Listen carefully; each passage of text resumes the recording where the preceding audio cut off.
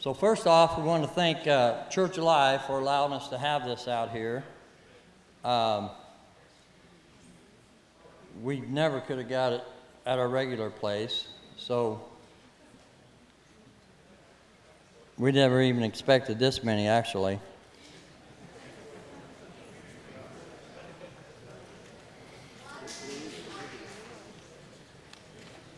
We want to thank the pastor and the staff and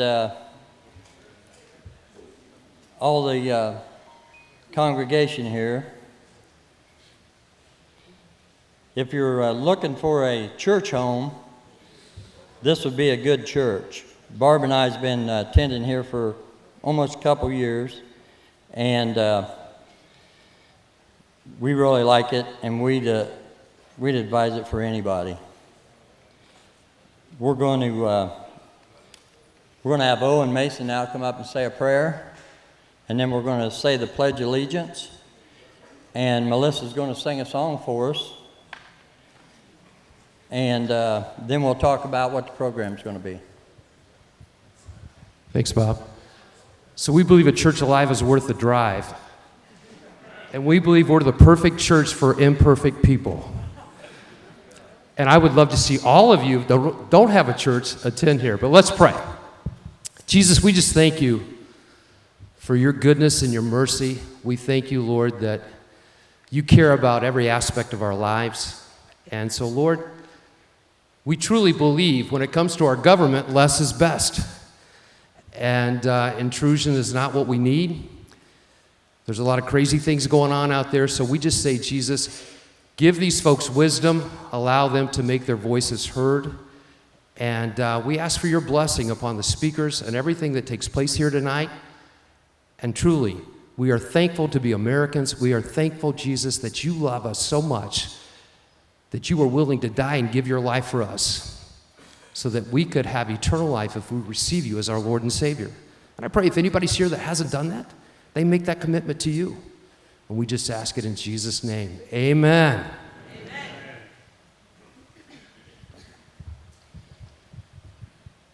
So if everybody'd stand now, take your hats off. We're going to say the Pledge of Allegiance to the flag, and I'll lead it here.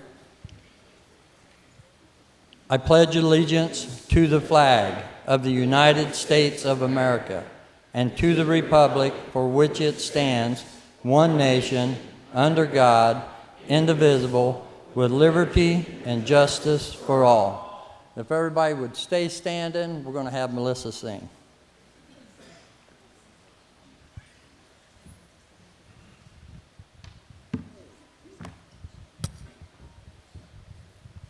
You can sing with me if you know it.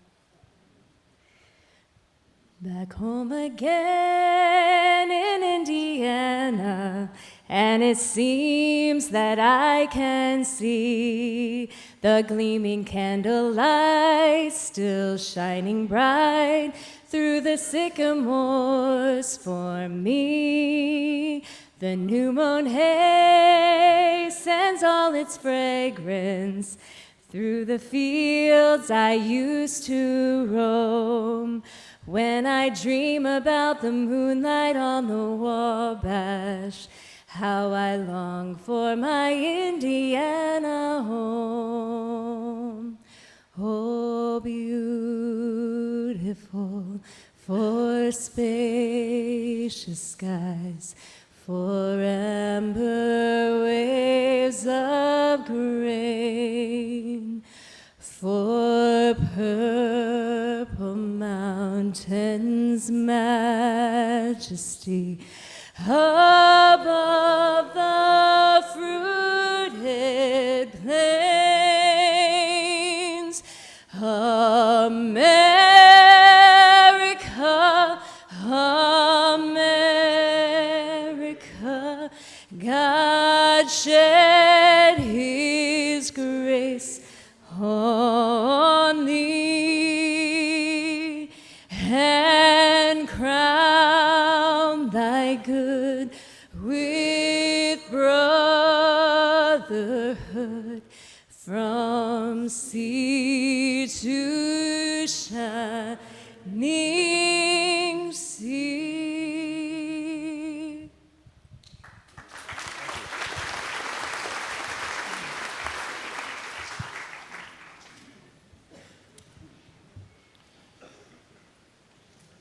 Okay, I'll tell you how the program is going to go here tonight. We're going to have John Cochran with IEDC and Jack Wickman.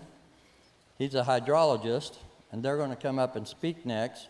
And they're going to go through everything that they want to tell us, and then we're going to have question and answer right after they're done. The question and answer is going to be right here, this mic. You can pull the handle, you can raise it up and down, wherever you need to put it. Once they get all done, we'll have question and answers going, and then after that, we're going to have Jeff Finley up to speak. And hopefully they get done in an hour and 15, and that'll give Jeff enough time. So, John? Need that. Thank you, Bob. Appreciate it.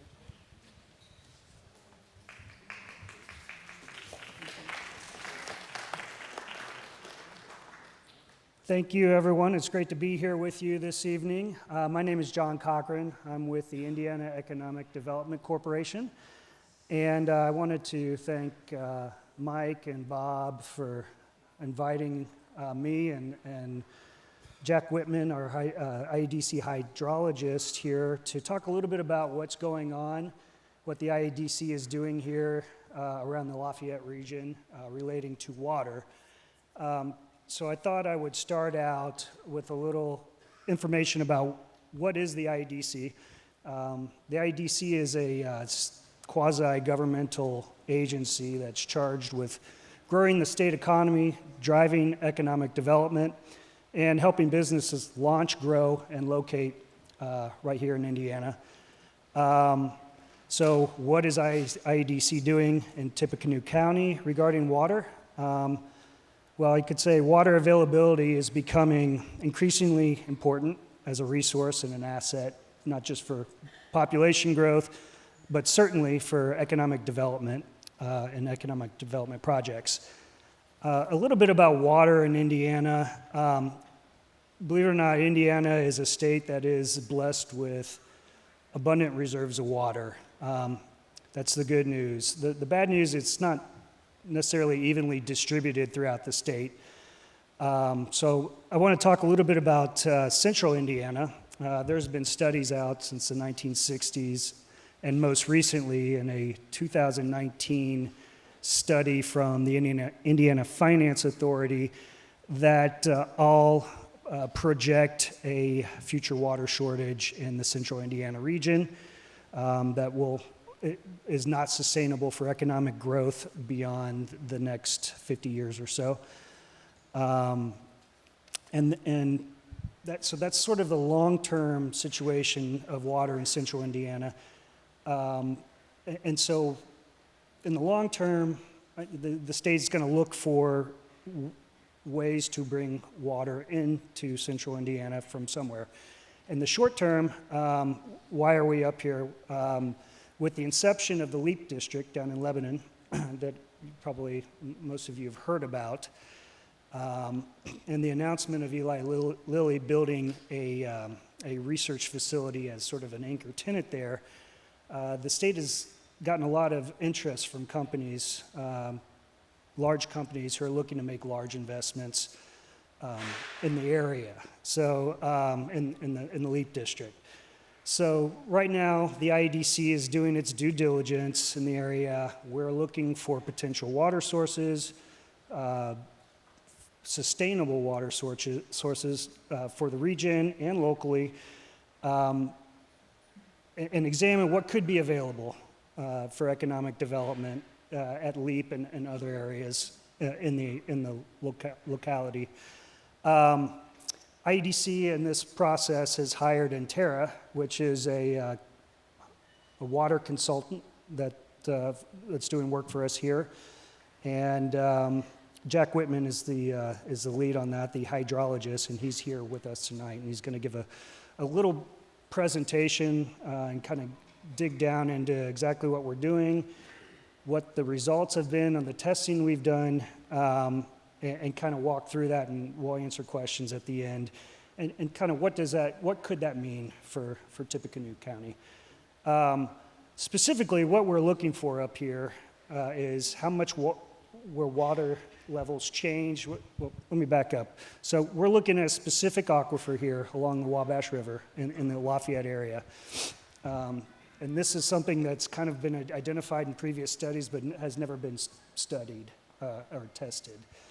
And what we're looking for, really, what the testing we've done over the summer is, what we're trying to find out, really 4 things. How much will water levels change during pumping if this were a future water source? What is the most efficient location, spacing, and design of potential collector wells? How much water could come from the aquifer and how much could come from the river through river-based filtration? And how will low flow be affected on the Wabash if we were going to drill wells and actually use the water? So that's kind of, in a nutshell, the purpose of testing that we've done here.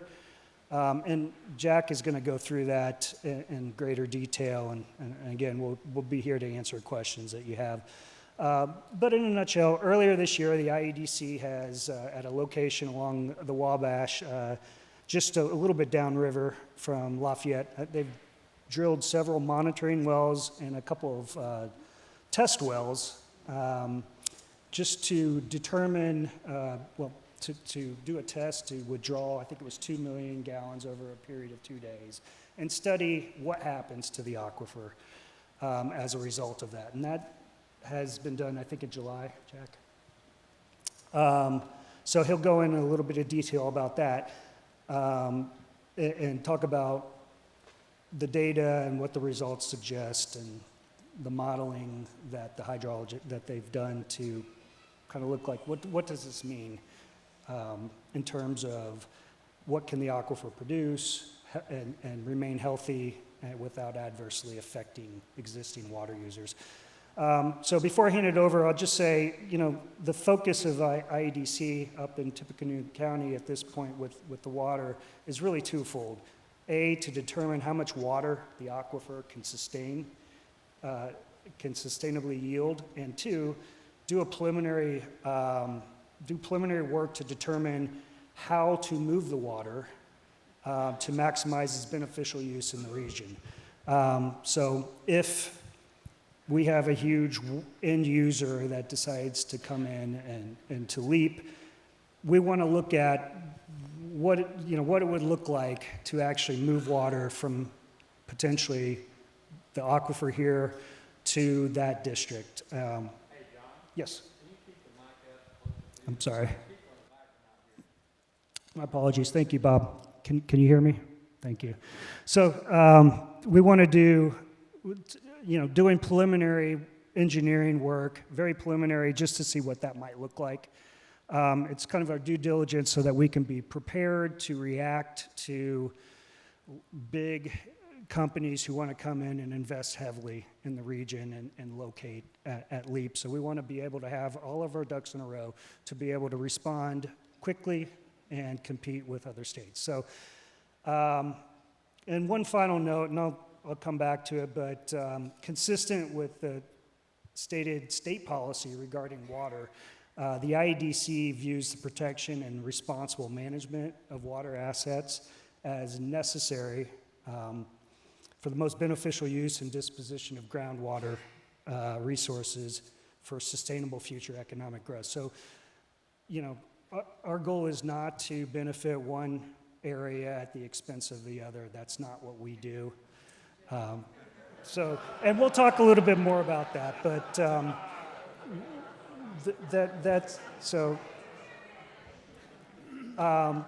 we really have no interest in doing that. And I just wanted to make the point. And I know this is the first time we're out here talking to the public, and it's the first time we actually have something, data to share. So we appreciate you having us out, and I'll go ahead and hand it over to Jack here. Woo. First thing I want to do, my name is Jack Whitman. I am a hydrologist. I grew up in the Midwest. I was born and raised in Belvedere, Illinois, and I got my first job in the water industry as a water treatment plant operator in Salt Lake City, where I had moved to go to school. And So I've seen the water industry from the perspective of utilities before I got started on this path to become a hydrologist. And I wanted to, so before I go too much further, I wanted to correct a couple of things that John said just because they're details, and I'm kind of fixated on details. And that is that Central Indiana is not facing a shortage. It's facing kind of a limit in the ways that they can get water because the rivers in that part of the state are smaller than they are in other parts of the state. And they're using really creative methods in Central Indiana to maintain the supply of water in Central Indiana and make it sustainable. So they're using storage, which has historically been what Central Indiana has done. They've had reservoirs that they've built as time goes on, and that has been effective for that part of the state. And they're attempting to do that too with these deep mine sort of quarries and converting those into reservoirs. So Central Indiana is pressed. They're going to need to become more efficient, et cetera. But I think that's true for the whole state. And that aside, with that small correction aside, I went to school in Utah and became a watershed scientist there. I did work on infiltration and the effect of different kind of land uses on infiltration. And then I moved from Utah to Washington State. I worked there for the Yakima Indian Nation, where I was the hydrologist for the Indian Nation. And then I met a guy who was a professor at IU, a Dutch engineer, who I decided I wanted to work with. And so I moved my family across the country in 1990, and we have been in Ellettsville since that time. So what I'm going to talk about is, I hope, what everyone is here to listen to. Let's do the next slide. Go ahead. The site that you all probably already know where it is right next to the Granville Bridge. And it's right off of 700 West, County Road 700 West. That site is where we had access. So we could roll drill rigs onto the property and drill holes, et cetera. We needed property that we could do a lot of drilling on in order to really do a test. So that site was important, but we also were interested in the whole region, the aquifer itself. The aquifer is not sitting under that site. It's extending underneath all of the land in this area near the river. So we needed to understand where that aquifer is present, whether it pinches off or whether it's thicker and thinner in different places. So we used, and could you advance the slide, aerial electromagnetic survey. It's a geophysical technique that pulls a instrument with a helicopter over the land and uses the electrical conductivity of the material below to figure out where the sand and gravel is, where the bedrock is, and where the clay is. And what you'll see in the upper right, the map with the lines in it that you might not be able to see really well in the back, there's a bunch of, these are the flight paths that we used in the area near the site to figure out, okay, what does it look like in this location and what does it look like in this? And we use those geophysical measurements to really create a map of the subsurface without drilling a well. So just looking at that bunch of lines, and then one of those lines goes along the river, and that's the line that is in the upper left. That line is represented by the geophysical data in that weird, colorful image down on the lower left. And what it shows is on top, that red band across the top is the sand and gravel that is the aquifer. So you can see something about that sand and gravel already that's interesting and important in this case, and that is that as you go further downstream, it actually pinches out. So the aquifer isn't forever. It ends at certain places, it gets thicker in other places. But one thing is true, that below the sand and gravel and above the bedrock, there's a layer of clay. It's called a basal clay. And it's almost always there. Anybody that has a home in the area, when they drill down and hit that lower clay, they usually, the drillers, and you'll hear about this later, they don't continue maybe all the way through to the bedrock. They might stop right there and say, we're through the aquifer. But the bedrock has this clay above it, and above that is this sand and gravel. And what we did was we built a geologic model based on, first, just the well logs that are recorded in the area, where people had recorded what they drilled through when they put their wells in. Next slide. This is a picture of that geologic model. It's unbelievable in a way because it's so detailed, but the data underneath it that it's built from is based on all of those well logs that had been installed. People had put wells down and they noticed that gravel was at this level, clay or other material was at the next level, and eventually some of them hit bedrock. So we could build this geologic model that shows the bedrock in gray, and the blue is the aquifer. And you can see there's sand and gravel is in this blue, and then the brown is not aquifer. So it's silt, it's clay, it's that kind of thing.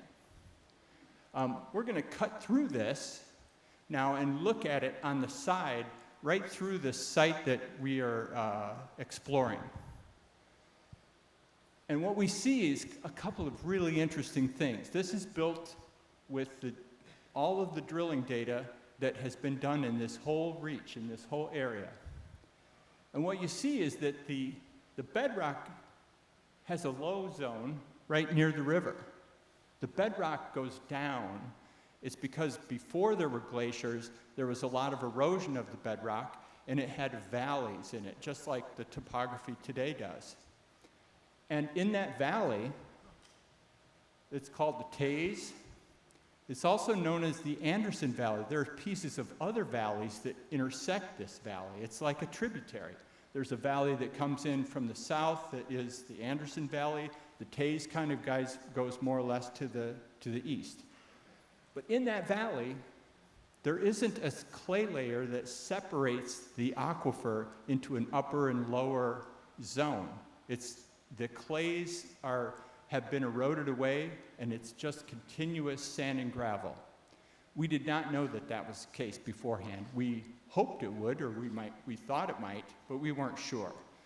So our drilling we had to do to figure out whether or not that all these things were in fact the way they expected. The test layout at that one site, we drilled as many holes as you can see up here. We drilled monitoring wells, 17 different monitoring wells on this 50-acre parcel.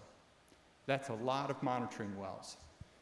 And each one of those monitoring wells, in addition to monitoring water level change, we extracted the core that we drilled through so that you could pull the whole core out and lay it on the ground and cut it open in a bag and sample it. You could see whether or not the material was the same material or whether it changed color. And we used that information to help us better understand what the aquifer looked like, literally looked like, because we could see it. But also, when we did the test, we finished each one of those as monitoring wells to measure water level change when we did the test.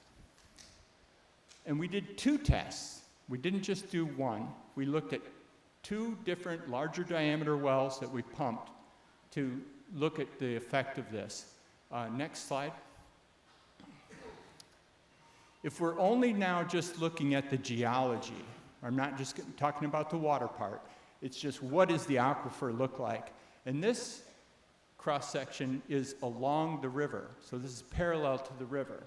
And it shows that the aquifer material is pretty uniform in terms of its thickness, and also it's kind of the same type of material. It has slightly different colors in the upper and lower zones. And we can see that we've drilled into the clay below in that basal clay that I talked about before.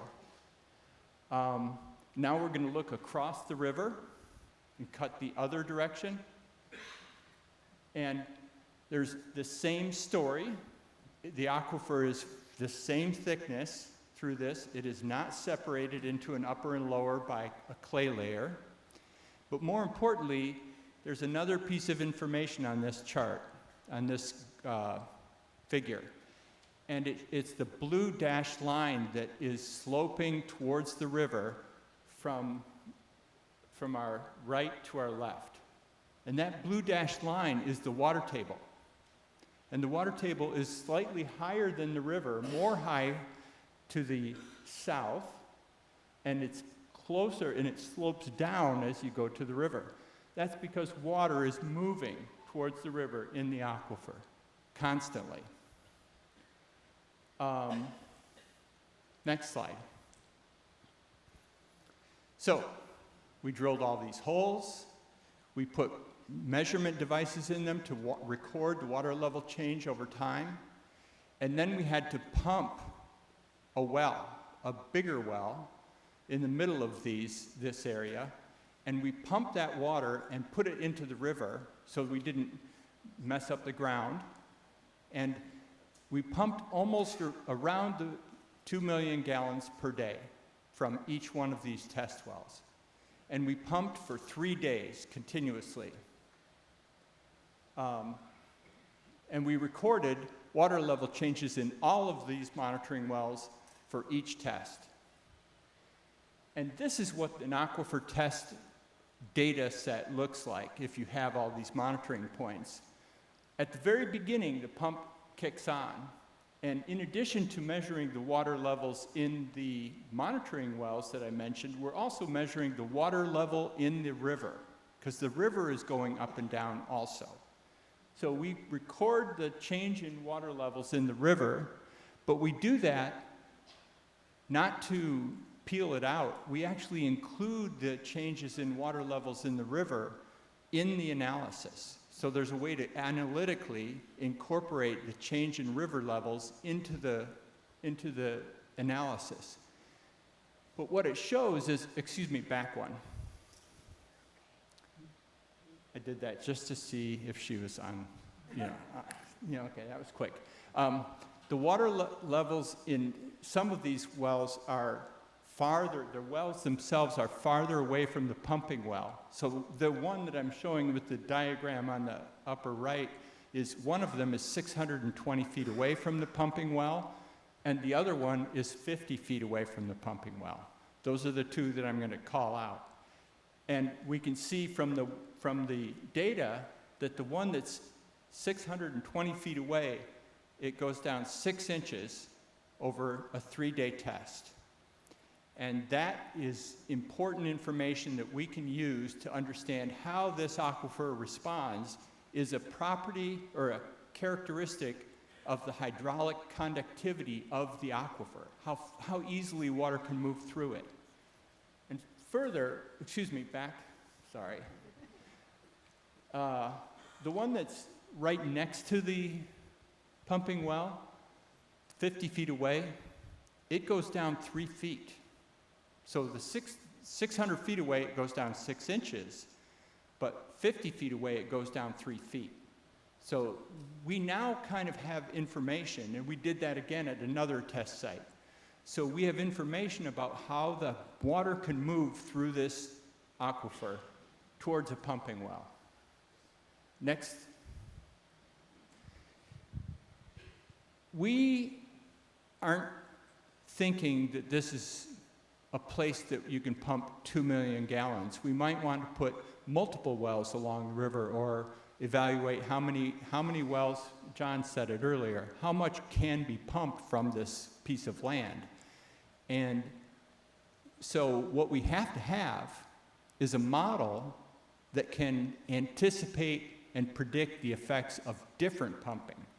So the way to start that is we try to build a model of the test itself. This is 2 lines for each one of those same curves. The solid line is what the model predicts, and the dashed line is the data. And they're almost on top of each other. They're less than an inch apart for most of the time. The one that's furthest away has a little bit of a gap. The fact is, this is an incredibly good fit between the model and the data. And that's where you have to start. If the model doesn't reflect the data, that's a problem. All the predictions are going to be off by some amount. Before you go forward, had to catch that. The riverbed resistance is another feature or another parameter that we were able to obtain from this test. The river is right next to the pumping well. It's just a few hundred feet away. So the bottom of the river, if it were made of cement, let's say it's all made of cement underneath, the river wouldn't really contribute anything to the aquifer when it was being pumped. But if it's not cemented or clay, you could move water across it, then it would recharge the water, it would recharge the aquifer very easily. So we also can use this model to determine how easily water can move from the river through the riverbed into the aquifer. That's very important to the question of how much can be pumped. The hydraulic conductivity is the lower number, is lower on the diagram here. It's 500 about feet per day, which is a huge number. It's very coarse gravel. Next slide. So we have properties, we've calibrated. Now we're going to look at scenarios. Next slide. And before we do that, I just want to explain a puzzle that everyone has to sort out, that we have to sort out. And that is the way, when you see a river or a stream and it's flowing anywhere on the landscape after it hasn't rained for a month, which is like similar to now, if there's water in that river, that's because the aquifer, the local aquifer, is draining into and feeding that river. So the aquifer is the source of water when it hasn't rained for a long time. And the reverse is true. When you have a flood and the water levels come up, water goes down into the aquifer and injects into the aquifer that's from the river. So we're going to look at how that can be used to to help support sustainable groundwater production. And this is a goofy cartoon, but it shows the outlines of what we did to build the model of this whole region. The funny asterisk in the middle is what is called a collector well. And I'm going to show another image of it, but first I'm going to wave my arms and try to help illustrate what it is right here. It's a 10 to 15 foot diameter cement cylinder that's poured in place and clamshelled out of the middle and all the way dropped through the aquifer to the base into the bedrock. It's basically like a silo that you excavate out the middle of and watch the silo fall into the soil all the way down to the bedrock. So imagine that's your first part. It's a very large thing. But at the bottom, if you were to drop down into the bottom, there are ports along the outside or inside that you can push screens out into the aquifer in each direction like the spokes on a wheel, You might put 6, you might put 8 of them in the bottom of one of these collector wells. And those things extend out maybe 200 feet each direction. So effectively, we're draining an area, or that's what the drain that does. If water moves through these screens into the caisson, that's 400-foot diameter. It's a very efficient way to move water. Water's not moving rapidly through the screens, and they last forever. These things last for a very long time. So not only does the collector well have to be a part of the model, but we have to have the river in there also. So the river is in there at a stage. So we can put it at a low stage or a high stage. You know, I talked about how that affects the recharge up from the river. We also know that water is flowing towards the river from each side, so we can actually include that into the analysis. And the pumping well, the collector well, has properties also. Diameter, lengths of the lateral arms, etc. Next slide. We already know it's very calibrated. That simply shows that the points that we measured are very close to the points that were modeled. And we have values here for the regional gradients, how steep the slope of the water table is towards the river. We have hydraulic conductivity from our test and the riverbed resistance from our test. These are all important critical parameters for estimating the yield. So next slide. And now this is a cartoon of the cross-section cut right through the middle of a caisson of a collector well. And we can see 2 of the laterals sticking out on either side. And what we see is the central caisson, and what do is we decide how low the water level in the caisson would be when we were pumping it.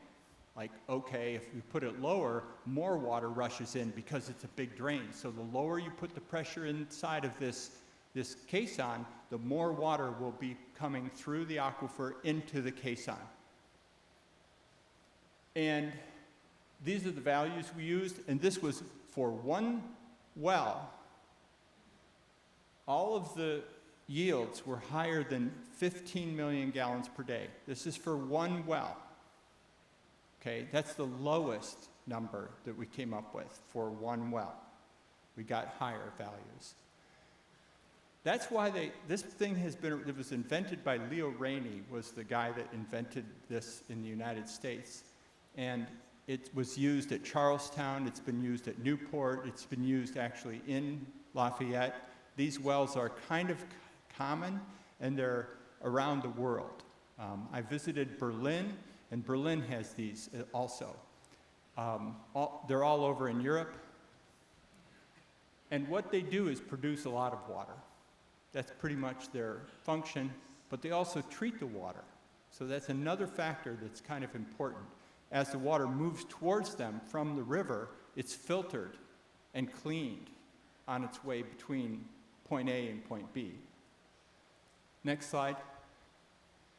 When you pump 2 of these on that one property, and by the way, we don't know if there are other ways to do this. You could do it with a row of vertical wells, do the same thing. You could pump a lot of water and it would come from the river in a similar way. But if we just did these 2 kind of wells on that property, or these one kind of well, 2 of them, and put them on this property, this shows the drawdown that would be possible if you pump them at their maximum pumping rate that we were able to achieve. So we saw numbers that were in the range of 45 million gallons for 2 wells. That's 1.5 times what the low end was, and that's kind of normal.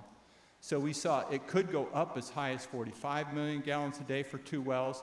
It could be as low as 30 for 2 wells if we use this approach.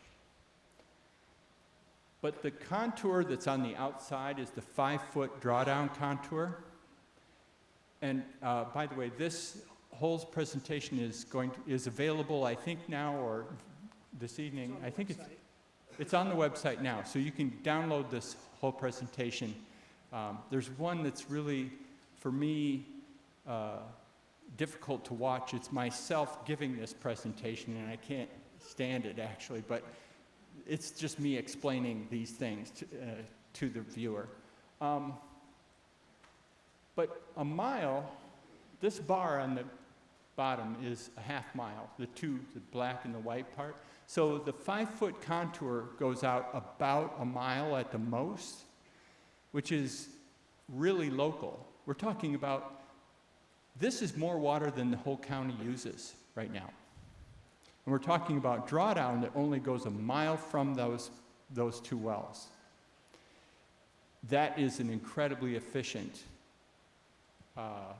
way to produce water in terms of drawdown and impacts. I'm sorry, but you're not producing water, you're taking water. So you can't use that word. I should say pumping water. Pumping water, right. And yeah, you're right, thank you. That was a good point. Water isn't produced nor destroyed in any of this. It goes somewhere. So what I just want to say is that the estimates of drawdown are that if wells were put on this particular property, the drawdown would be less than annual fluctuations when you're about a mile away. Okay? And why is that? Why is it so different? Pardon me?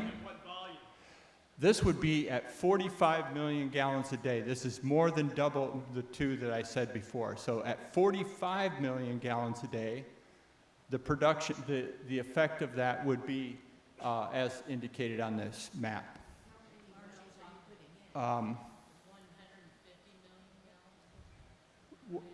Well, okay. I know there are tons of questions. Those are some of them. Let me just I've only got one more slide. So let me get through that, and then I'll field the questions. I just want to explain this one thing, because this is, I think, misunderstood or not understood by most people because it's hydrologic. It's something most people don't think about. When you pump these wells next to the river, they induce recharge from the river into the aquifer. That was kind of what my earlier point was about there's a reason to be close to a river. Why that is important is that it replaces the water that was pumped out of the aquifer. And people do all sorts of things to try to push water back into aquifers. Here we don't have to worry about that because most of the water is produced from the induced recharge from the river, not from the recharge that occurs over the land surface.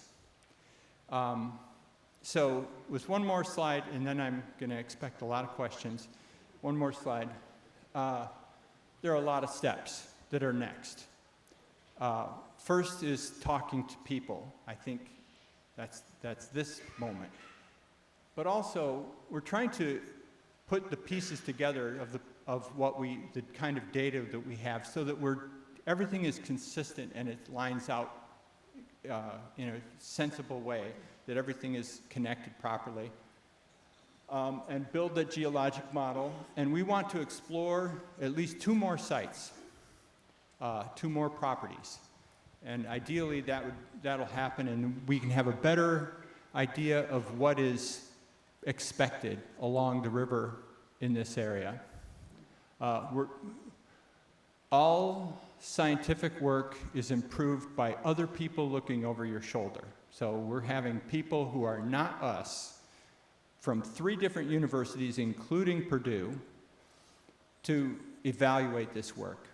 And that is, I think, a critical piece of any public effort like this that's scientific in its nature. But with that, I think there are a lot of questions. So I am happy to, with John, field questions that you have, however you want to do that and organize those questions. Sure, please. Yeah, the first question I have is regards to contamination. Go back 40 years, down in the Weal Valley. We had approximately 12 homes removed from groundwater contamination from a nearby plant site. And also, we have, up on the northern end of town, we have a landfill and everything in between the Weal Valley and the landfill that could possibly have contaminants in the ground. I got two different publications here. One's getting up to speed on groundwater contaminants. Well, these are all both by EPA. And the other one is the final review of the contamination down the Weal Valley. My concern is, according to this review of the Weal Valley, it was laid to rest back in 2000 where they met all the qualifications.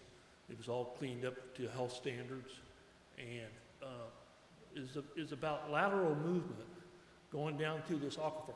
Will that drag all that water down on a lateral? It's going to be really slow according to this thing here, if it does happen, if it is present. I'm not saying it is, but one of the things that they asked at this plant site was a determination will be reevaluated when the agency or the state becomes aware of significant changes at the facility. Well, they ain't necessarily going to make any changes. But somebody's pumping water at 100 million gallons a day, or a pipe size that tells us 4-foot pipes, 2 of them possibly, you said, or a pipe size that each of them run 400 million gallons a day. That's 800 million gallons, which sort of sounds a little strange to what you're saying you're going to take, but that's the capacity of it. So is there going to be a lateral movement through this aquifer going towards those wells? We're thinking of the same thing. We see the same issue that would be a problem if contaminants were moved into a well. Okay. However, at these test sites, when we did the test, knowing that this had been going on for a long time, we made sure that all of the water in the test itself, what its quality was, and we saw no contaminants in either of these test wells.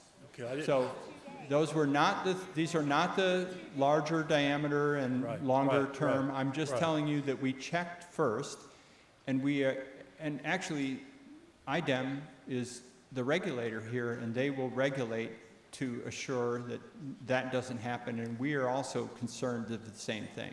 Will you be contacting the EPA in regards to their, since there will be a change in the area? We are working directly with and regularly with IDEM staff but we're thinking of the same thing. It's the same worry I have. Right? Okay. The other question I have is the federal government, the USDA, with the NRCS. USDA is the United States Department of Agriculture, and NRCS is the National Resource Conservation Service. In cooperation with a lot of landowners in the area, have what they call WRPs, which stands for the Wetland Reserve Program. Will the hydrology change enough where some of these wetlands are fed with spring water only, and significant spring water? Will it drop the levels of the hydrology of the springs where you'll be drying up the wetlands? Because I know the feds don't like wetlands dried up. They just do not appreciate that. But my question is in the end result, if you do dry them up, will that cause the taxpayers, Indiana state taxpayers, not eligible for some federal funds in future projects? This might take several years to happen, especially if you start going to the capacity of what the 2 pipes are going to put out. The question about the effect on wetlands is undetermined just because we don't know how far away anything would be from the wetlands. So we haven't really sorted that out yet, but we're very aware of it. We know because we're talking to different landowners, and we're talking to them about, and some of them have wetlands reserve programs on them, so they're not accessible. You can't go onto those properties. I know you can't drill on them. You can't drill, yeah. So it's a good question. The IEDC has talked to the USDA as recently as last week, and we're trying to determine where those wetlands are in the area. Okay. So that's actually a really good question. If you guys are moving forward and you have these worries and you have Co- If you could come up to the I mic got- after Yeah, one more question, I got think. one Yeah. more thing I want to say. The Wee All Plains, which is right south of where you guys are drilling now, it basically extends from Shadeland to 850 West or, Right. Burton Road, and from the railroad tracks clear to the river bluff. And there's a little over 10,000 acres there. You know, I talked to 3 of the different landowners. There's a couple of them are from families that have significant holdings in the area. And I asked all 3 of them, if you guys were to, or the IDC checkbook would come to them like they did down in Boone County, would you guys be willing to listen to them and sit down and about bringing the plant here in Tippecanoe County? And they said absolutely. And with that being said, I think the world needs to hear, the United States needs to hear that Tippecanoe is open for business. And, you know, with the accept bid of the one that was going up in upstate New York, with the Micon is building a $100 billion plant, $50 billion now, $50 billion in the next 20 years, that they're using 48.5 million gallons a day on that plant. It's what they said that in the article that they had put out on their press release. And should we could bring that to Tippecanoe County, where the water doesn't have to leave, it will stay right here in this aquifer, because the permeability of the Wee All Plains is just beyond belief. I mean, all the tributaries flowing underneath the train tracks, Lost Creek, all the other tiles that come at the spring, there's a line of springs all the way up and down 25 on the south side that feed the Wee All Plains. They all disappear. Very seldom does Lost Creek reach 500 West. I've only seen a couple times in my life where it went clear to the river. That's how much the permeability is on this particular tract of land. And it's 10,000 acres, where they talk in Boone County, you got 9,000 or so, somewhere in that range. So yeah, I'd like to tell the world that we're open for business, because these guys are willing to sit down with you and talk with you. Okay, thank you very much. Thank you. I just want to make one comment based on those questions, and that is that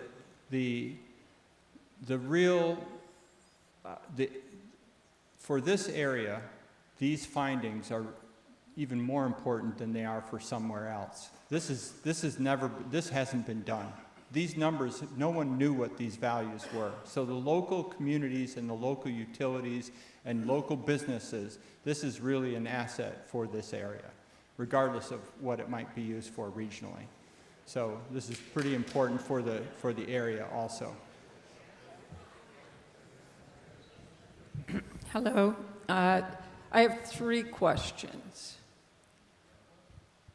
What's the flow of the Wabash River where you did your well testing? 2,000 million gallons per day is the average flow.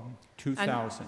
And 2,000, and you're talking about 45 was your 45, yeah. that you would take, which is it's just a not insignificant. That's a significant amount.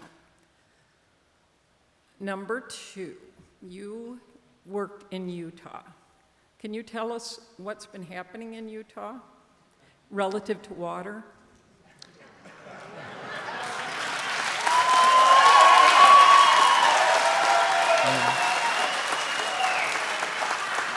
Okay, first thing I want to say is I didn't do it, okay?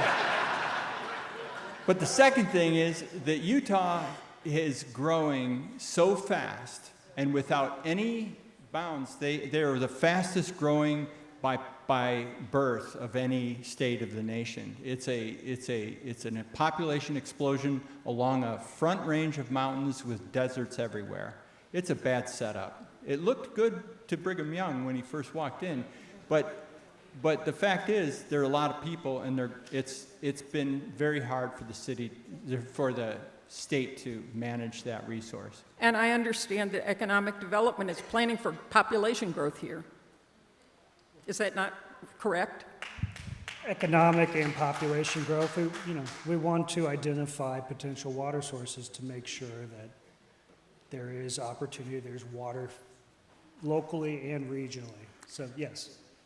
And another question I have is, Why can these industries not recycle the water they take?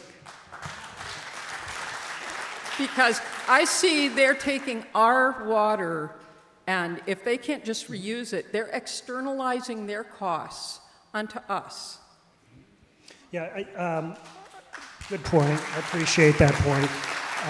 The only thing I would add is, I think some end users, for instance, if you're using the water for cooling, it's a lot easier to recycle that. If you're using it for industrial purposes, I think there's more that goes into that, but that's a good point. I appreciate that. Hello. John and Jack, thank you. You obviously are very good at your jobs. I have a couple questions and observations. Number one, this seems like a very short window of observation. We've learned a lot about our geography, and I appreciate that because I want to know about it. However, this is less than 6 months of how long normally a longitudinal study for this kind of hydraulics lasts an average of more than that, I would say. Also, we have no margins of error. You have given us no numbers on what your plus and minus margin rate is. Also, my understanding is right now that you have given us a number, 45 million gallons a day. That's awesome. My understanding is right now, the way the state laws are written, there is absolutely no criminal or civil liabilities if the industry starts pulling 3 times that. If we have our wells turned off, there is no number to call, say, hey, we paid our bill, can you turn it back on? Because it's just gone and there's no accountability to get that water back. You can take as much as you want. There's nothing in the state laws as of right now to stop any of those numbers from climbing as high as they want. So that's a problem. Number 2, I'm well aware that Eli Lilly is building a huge facility down there, and that is great for business. I also have a cousin who's working at Eli Lilly for the last 30 years, and they have closed 3 research and development brick and mortar buildings in the last 2 years. So what's to tell us there's no off-ramp for Eli Lilly to go off of this, and all of a sudden you've got to shop water from our counties somewhere else. Also, I've got family members, 4 of them are in wells. If our wells go out, our property values tank. There's no accountability for that. There's no liability for that. All of a sudden, you've got a house, you've got a farm, no water. You can't wash, you can't drink, you can't bathe.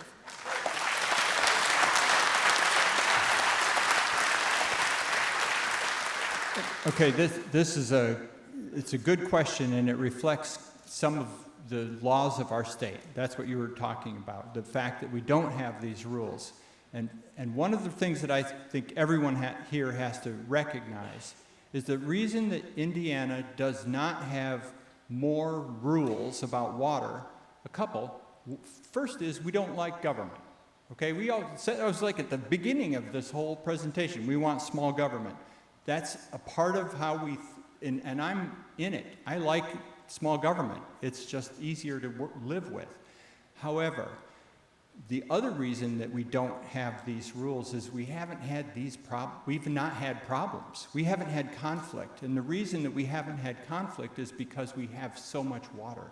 The flows in the Wabash River are actually going up. They're not going down. Even you took the study in the wettest spring we've had in years. I am. What when it dries out? What when it's hard? You still take the water. We don't get any consideration for that. And I'm not blaming you for that. That's the weather. However, we don't have laws in place for this process to happen. Anybody in this room to come and ask for resource, say, hey, my well's gone. Well, I do want to dispute that one fact about if your homeowner well or your farm well, your small capacity, low capacity well is affected by anyone like this, whether it's your neighbor who's irrigating or whether it's industry, you can call up the DNR and say, I have a well on my house, and when they started that irrigation well up or that industrial operation up, they dried my well up. Do you have The a phone DNR, number? I do, and the man's name, I'm telling his name is Mark Bash, and hang on. Yeah, it works though. These people are awesome. 1 second, I'm going to give you his phone number, and he's going to hate me forever. Probably. His phone number is 317, everybody can write it down, 317-232-0154. That's his office number. And his job is to answer those questions. That's his job. That's what he does and his staff. But the problem has to be paid for by the high-capacity well that caused the problem. That's so actually an act. What's I'm the not act? sure about What's the act's name? the last name of that person. No, there's an act that was passed, and that's what you're talking about. When wells go dry, this act. The Water was passed. Resource Management Act of 1983, I think, is So the how many claims since it's been passed has that? office? thousands, Right, thousands because of them. it happens. It happens. It's going to happen. Sure, it's. But what But happens? see, here's the problem. Wait, wait. Well, I no, wanna- no, wait. You had time to talk. Okay, Hold go on. ahead. Yep. So here's the problem: is like she said, you guys did 2 days of testing. This has been 6 months, and you're saying it's all going to be okay. But wait, if it's not, we have this act, and we can take care of it. We don't want to get to that point. And and it's not like it's if it's going to happen, it's when it's going to happen.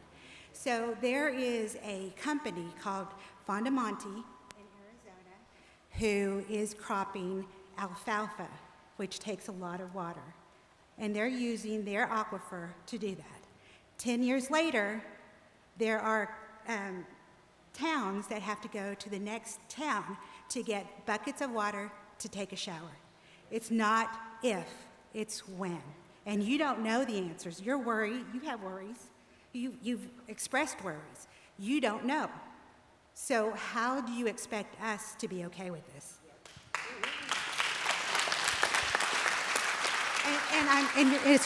I love the passion you have for what you do. It's very interesting. Thank you. Thank you. I appreciate that point. I do want to say, though, there's a very, very fundamental difference between the water in the West in general, what people use out there, I'm talking from western Nebraska continuing. It's water. It is And all they're water. aquifers. And we all appreciate it in the same way. We all need it in the same way. But the water in the West in general, groundwater, is old, old water. It's 1,000+ years old. And The- how the old water is our in the- water? I know, but this groundwater is really young, relatively speaking. Well, It's you're less talking than- of, okay. Young but- meaning less than a century. Right, okay. But so what you're saying is that this water exists and it flows through, and when you're drawing it out, it's actually pushing the water into the aquifer. Yes. What happens to the water on the levels, in the wells? Where's that water going? Where's that water going?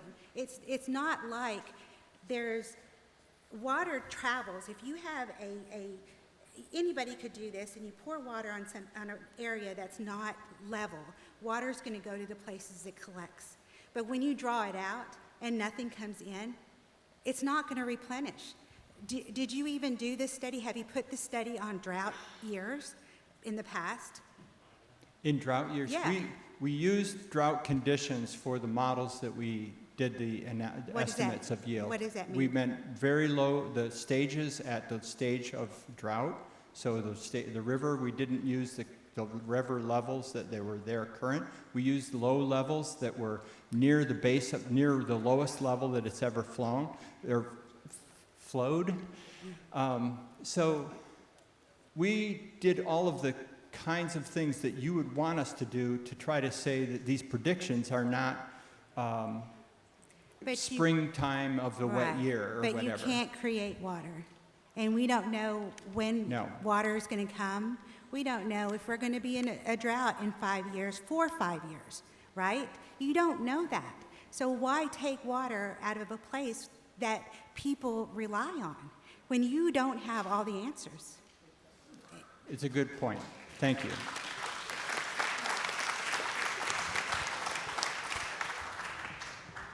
Can we put, get this,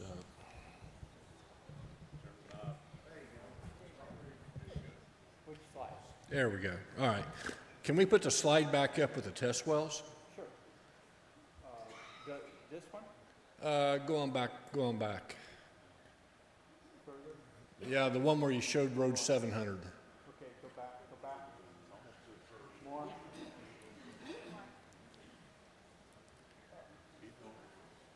Yeah, right there. Right there. Does that show the test wells there? Okay. The test well, There you go, that one. Test well 9 is 1,000 feet from my well, from my house. test well number 1 there? Number 9 down there in the corner. NW9 down there in the lower left corner. Okay.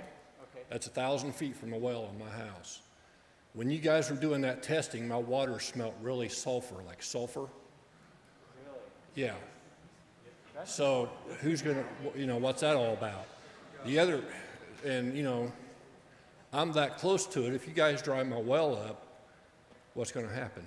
I mean, I know you kind of addressed that earlier, but I mean, I'm seeing effects from it right now. The effect that you're seeing is that it's changed smell, so it has a sulfur, Right. whatever smell. Right. It was doing that while you guys That's were good to doing know. while you guys were doing it. I did not know that. Yeah. I mean, that was, And the other thing is where's the pipeline going to go? Because is it going to go through my place? Where's it going to go? Has anybody thought about that? well, There's another slide you could actually see my house. okay, I have not addressed, nor will I, talk about the pipeline, because that's a separate, we don't even know where the locations are for whatever might happen. So we are simply testing the aquifer to see what could be produced, and that's what we're doing. And how that is developed, when it's developed, is a different question, or if it's developed. The fact is that to know that the aquifer is connected to the river and to know that these yields can be obtained is important information for our communities and for all of the parts of this part of the state. You want to know. If you didn't know that Lake Monroe, I live in Ellisville, so that's my frame of reference. If I didn't know Lake Monroe was there and then all of a sudden I stumbled upon it, that would be kind of odd. It'd be like, wow, there's water here I didn't know about. That's what this is. This is something like that. And that it's a large amount of water that you should know is there. That's really it. There's not, so far as this story goes, it's that test. The information you provided about your own well, that's important to know. And Yeah, so who do I contact about that? I'll get if I may, after this, I'll get your name and contact information, and we'll follow up. And in terms of the pipeline, I just wanted to add, if that does happen, proposed pipeline, it would run as much as possible along county and state right away. So, right from the wells, it may possibly, outside of that, it's going to stick to the right of way. So I think any land acquisition would be minimum, but that's down the road, hasn't been designed, and that's. So, yeah, we're just looking at how we would move it. Also, when you guys was We don't have running to do your that. test wells, my neighbors across the street, their entire filter filled up with sand and gravel. We have never had that before. Okay, in their water softener. It's from their pump, came up while you guys was doing this, and it filled up with sand and gravel. Obviously, there's a problem. We've changed our filters, and it's full of gravel also. We've had to change a hot water heater because it's filled up with gravel. And it was happening while you guys was down there in those wells messing with our water.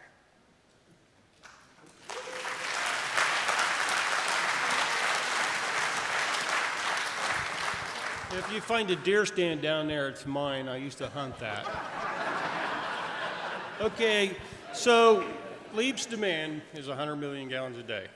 that's what That's what's everyone been jumps stated. to. It's, That's I would just say, I think the 100 million number that you've seen in the media came, I think, originally from a study of the long-term, what central Indiana would need. Right now, Eli Lilly would not need any of this. Eli Lilly is going to be using existing water sources from the utility. Okay. But, so potentially at that site, there could be big end users of water. So if none of this water is going to be reclaimed, basically just once through cooling, if you will, in Indiana Capital Chronicle article, Mr. Fullback stated that this will help Indiana's water needs. Can you explain how? If you're going to waste 48 to 100 million gallons of water a day, that's what, 36 billion gallons a year gone. Indiana may, or Tippecanoe County may be open for business, but not at the expense of these people.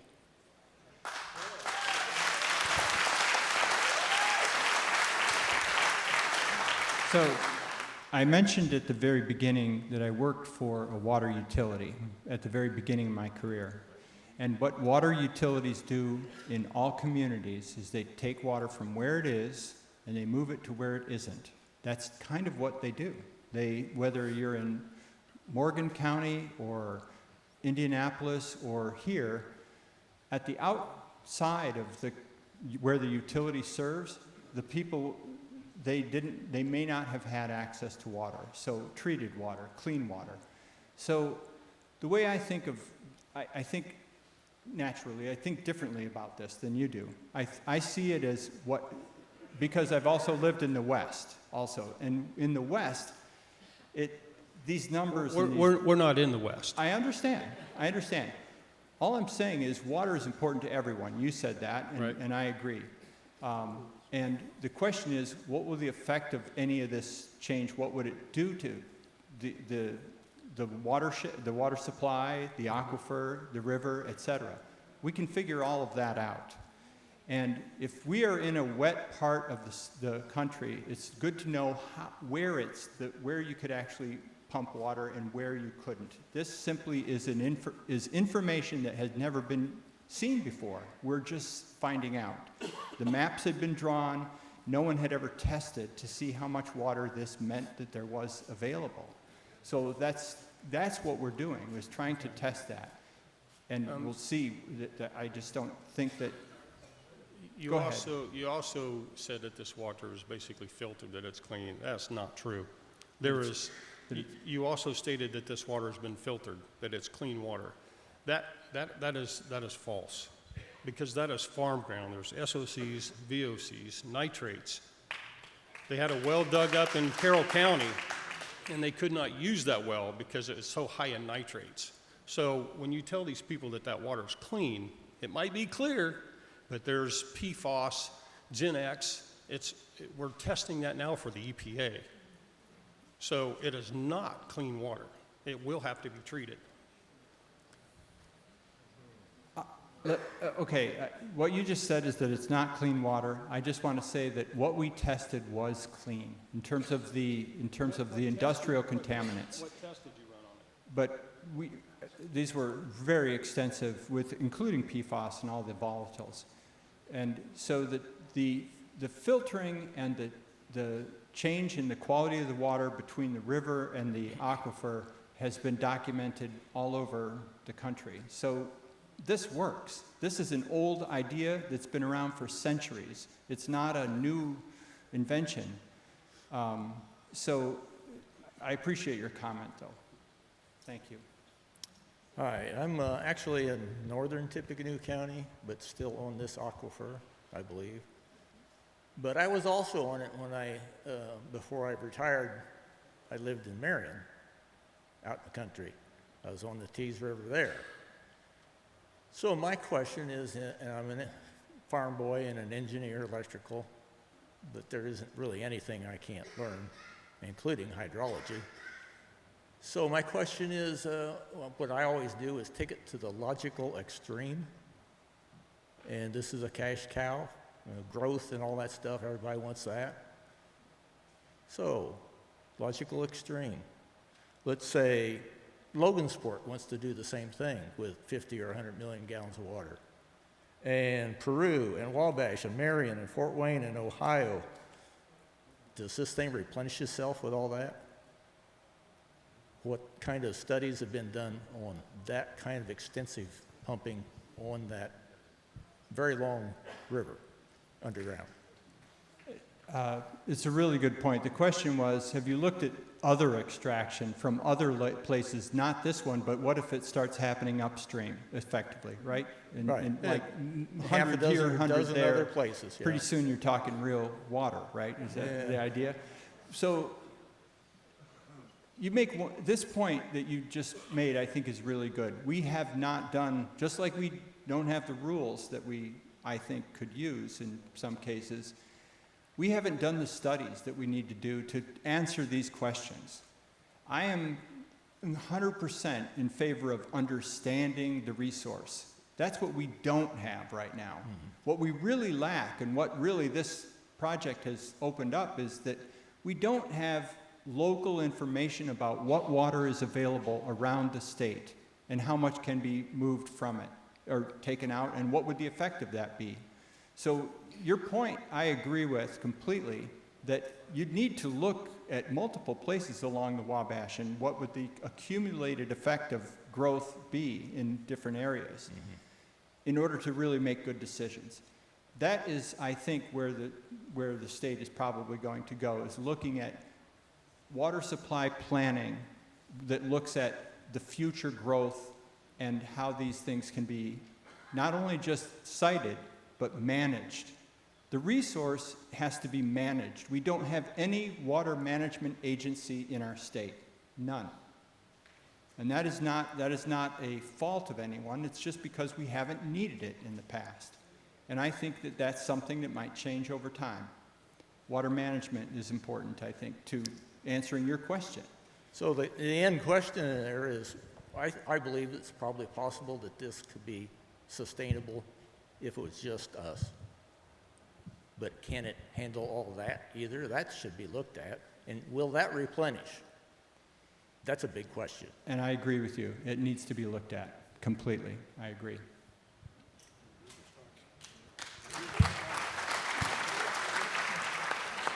So I have two questions. I'm wondering what the plan is for wastewater management at LEAP. Will there be, will it discharge into the White River? Will there be a reservoir? Good question. Thank you. At the LEAP district, there are, sorry. I'm sorry. I apologize. Thank you. The question was, what is the plan for wastewater treatment at the LEAP site? And will it be discharged into the White River, or is there a plan for a reservoir? Right. So I think they were looking at, that hasn't been determined. The short answer is there's a series of what's called degradation studies going on in at least two different watersheds to put that. One would be potentially Eagle Creek. One would be Sugar Creek, I'm sorry. Prairie Creek. More close to here. Yes. Yeah. Okay. And So, and then they're looking at other potential places to do that. But there would certainly have to be treatment plants built on the site to handle all of that, yes. And there's, of course, rules on what the water has to be before you discharge it into the watershed. And then the second question is that the study showed a drawdown water of 5 feet, is that right? 5 feet on the outside, correct. Yes. Was that just for the pulling period or modeled out for sustained withdrawal? That sustained withdrawal that's been running, that's as if it was constantly it was constantly on. So that's a steady state model of the well pumping all the time. Okay. Okay? Yep. So I've got a couple comments, and then I'm going to follow up with a couple questions. I've been following this since early spring when I first heard about this, and I've read multiple documents from USGS, from several different sources, and none of them say that the Taze Aquifer is fed from the Wabash River. It's actually fed clear over in Virginia, Pennsylvania, over in that area, and also is fed partly from the Great Lakes and works its way down through here, and it's part of the Taze-Mahomet Aquifer when it gets to this point. I don't understand where you're coming from when you're saying the water in the river is a direct correlation with the amount of water that you can take out of the Taze Aquifer. The other thing I don't understand, you're talking about pumping 100 million gallons a day out of that Taze Aquifer. We don't get enough rain in Indiana, Ohio, Pennsylvania, Michigan, anywhere upstream of the Taze River, which is a flowing stream, free-flowing stream. Every document I've read says that. We don't get enough rainfall to replenish 100 million gallons a day. There's just no way. So that's going to draw the Taze Aquifer down. My concern is, as has happened in other parts of the country, now not only do we have local private wells drying up, we have problems with sinkholes developing in places, because when you take that water away, that leaves a void in the ground that's got to be filled at some point, and we've already had issues of that happening down in Fountain County just this year.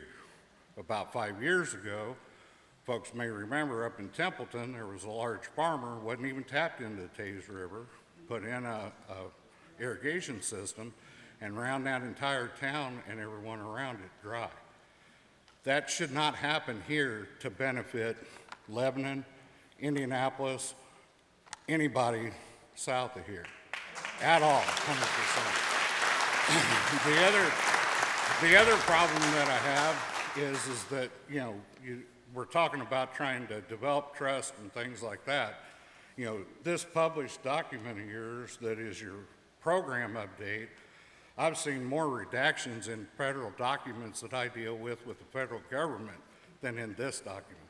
This has more redactions in it than I've seen in any publicized document. Every page has redactions. Why is that? That leads me to ask, what are you hiding?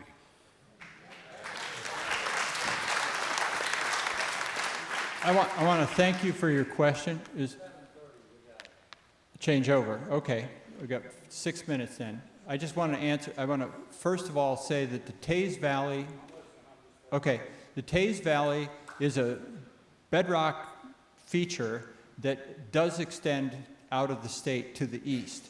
But most of the places in this part of the state and from here to the east, it's filled up with clay, so it doesn't really move much water.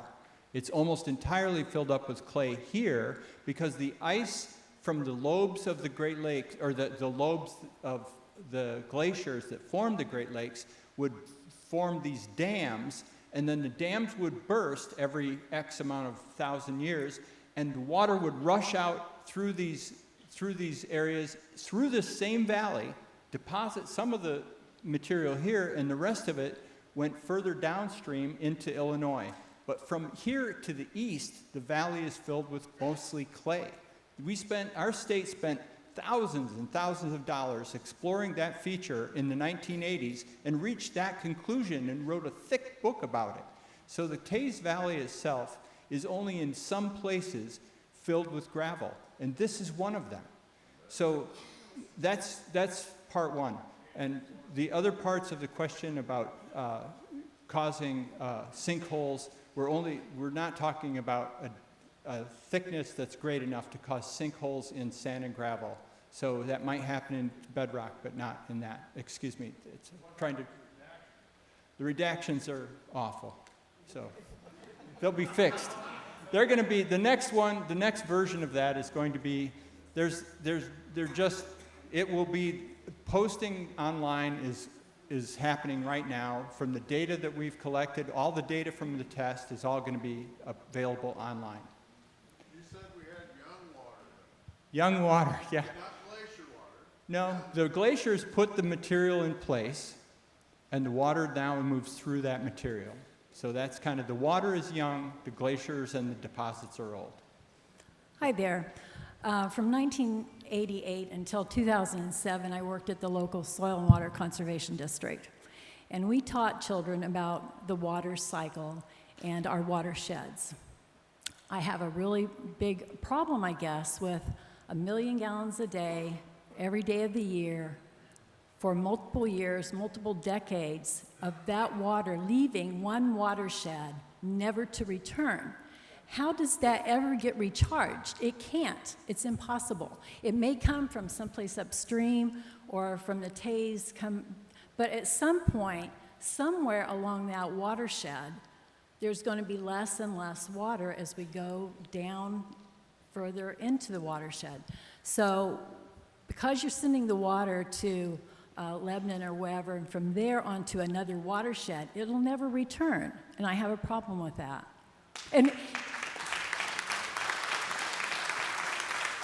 And here locally, we've got lots and lots of people in our community that are trying to build rain gardens to contain water, to recharge our groundwater. And we're talking, that's just a drip compared to the millions of gallons. There's just no way that we can make up for that lost water. Okay, and it's a good point. The point was that this water, once it's taken out of the watershed and put somewhere else, now it's no longer in the watershed, and it's not available for the watershed's use and benefit, et cetera. Right. And in our state, again, there are no rules that relate to this topic, right? Right. So I live in Ellisville. I mentioned that before. Ellisville gets its water not from a little aquifer that's near Ellisville. It gets it from Lake Monroe, who pipes it to the city of Bloomington, who pipes it over to us, and then we discharge the water, Ellisville does, in the West Fork of the White River, instead of where it came from, which was the East Fork of the White River. It happens everywhere.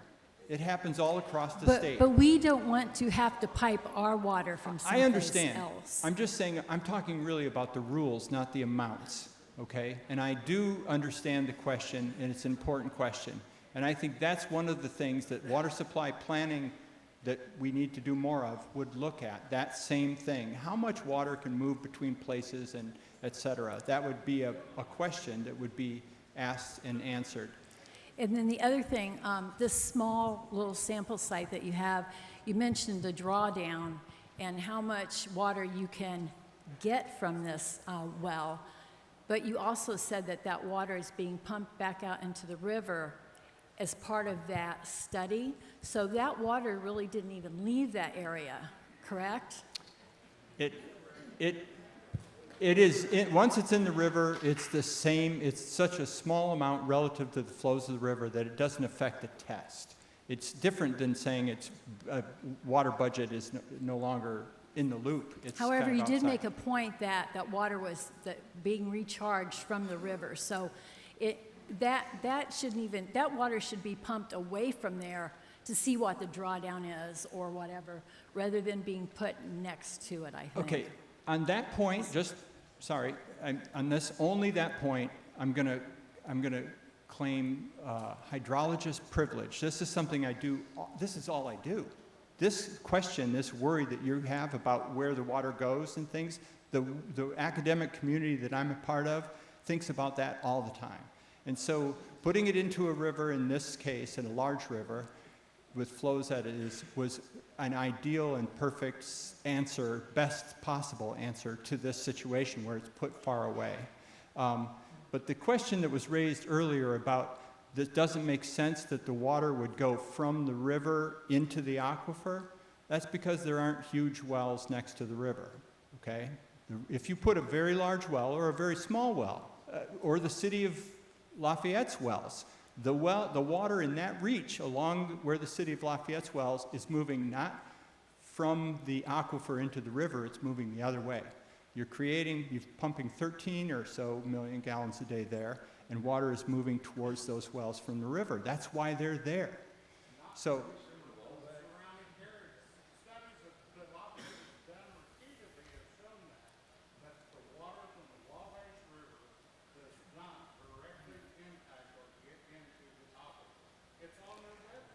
okay, I guess I was speaking more in general terms. I'm sorry, I didn't mean to offend.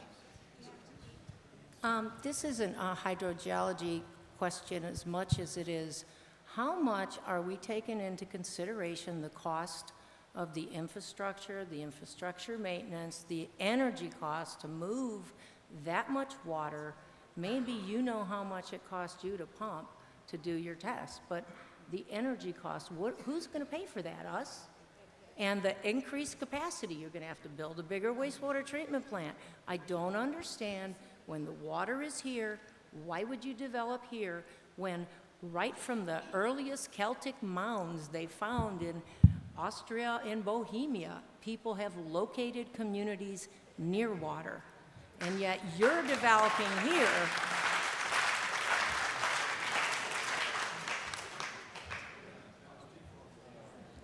And I guess I just want to make that point. I don't know if you're looking at the long-term economic impacts.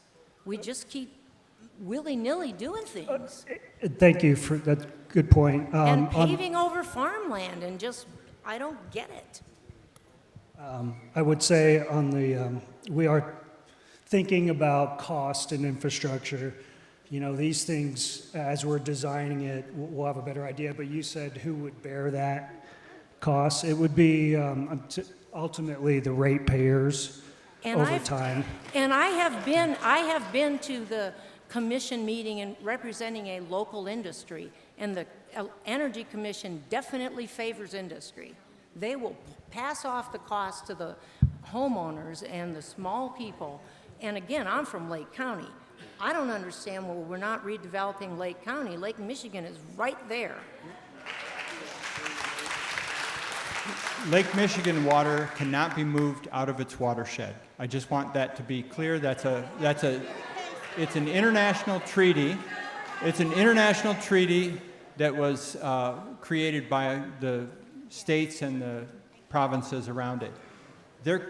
So it's tricky when you talk about where water could come from. Maybe it can, maybe it can't in that case.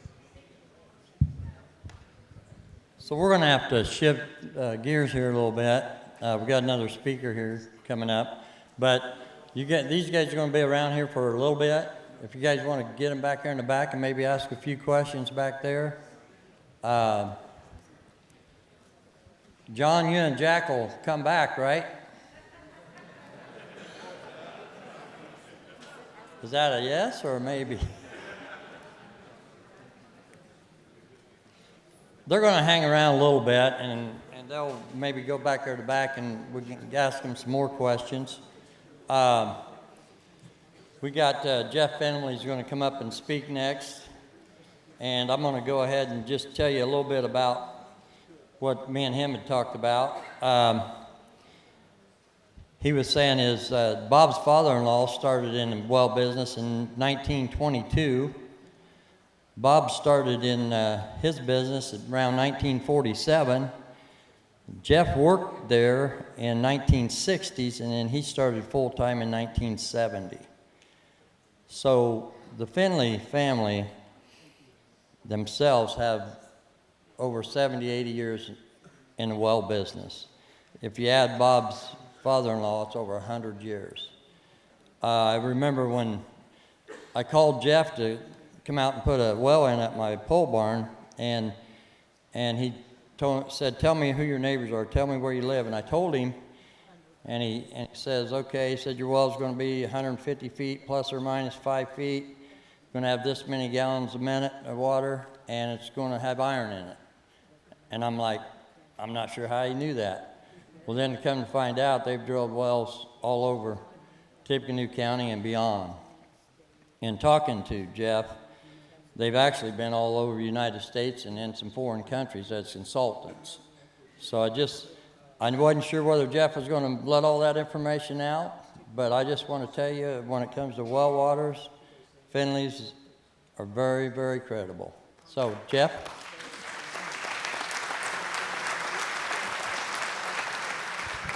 Thank you. And I am still mad at you. He actually told me he wanted me to speak to 50 or 60 people. I can count. He said it'd be out at Mike Allsop's car dealership. Well, not true. So after this meeting, I need a couple strong young men to help me load his bullet-ridden body into the dumpster in the back. My speech has totally changed. You don't have to listen to me for too long because a lot of it's already been covered. The one thing about wells that no one wants to talk much about is the hydrologic cycle. They want to talk about withdrawal and how much transmivity is capable of a vein, how fast it'll transmit water, how much we can get out of it. But the hydrologic cycle, that's what you learned in grade school. There was a chart that showed you the rain falls down and falls into the grass and saturates down into the surface and purifies the water and ends up in your well. That is true to some point. There are, in this county and a lot of counties, there's a lot of areas that will not recharge. There's impervious layers of clay. And these layers of clay turn that rainwater into watershed. It goes off into the creeks and whatnot. So it was brought up that the rivers and the creeks are where we get most of our regeneration. So that is definitely a fact. And like I say, you've shortened me up a lot, and I appreciate that. But in reality, the recharge is way more important feature of an aquifer than the discharge, the withdrawal. Now, I don't believe until recently there's been a lot of study done on how much recharge we have in the area. I would say that they are looking at that a little bit, but I'd sure like to hear more about recharge and less about withdrawal.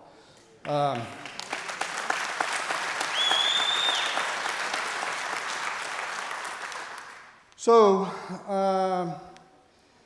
the one thing that wasn't even discussed, these aquifers, they're nothing but saturated sand and gravel aquifers, obviously left behind by the retreating glaciers.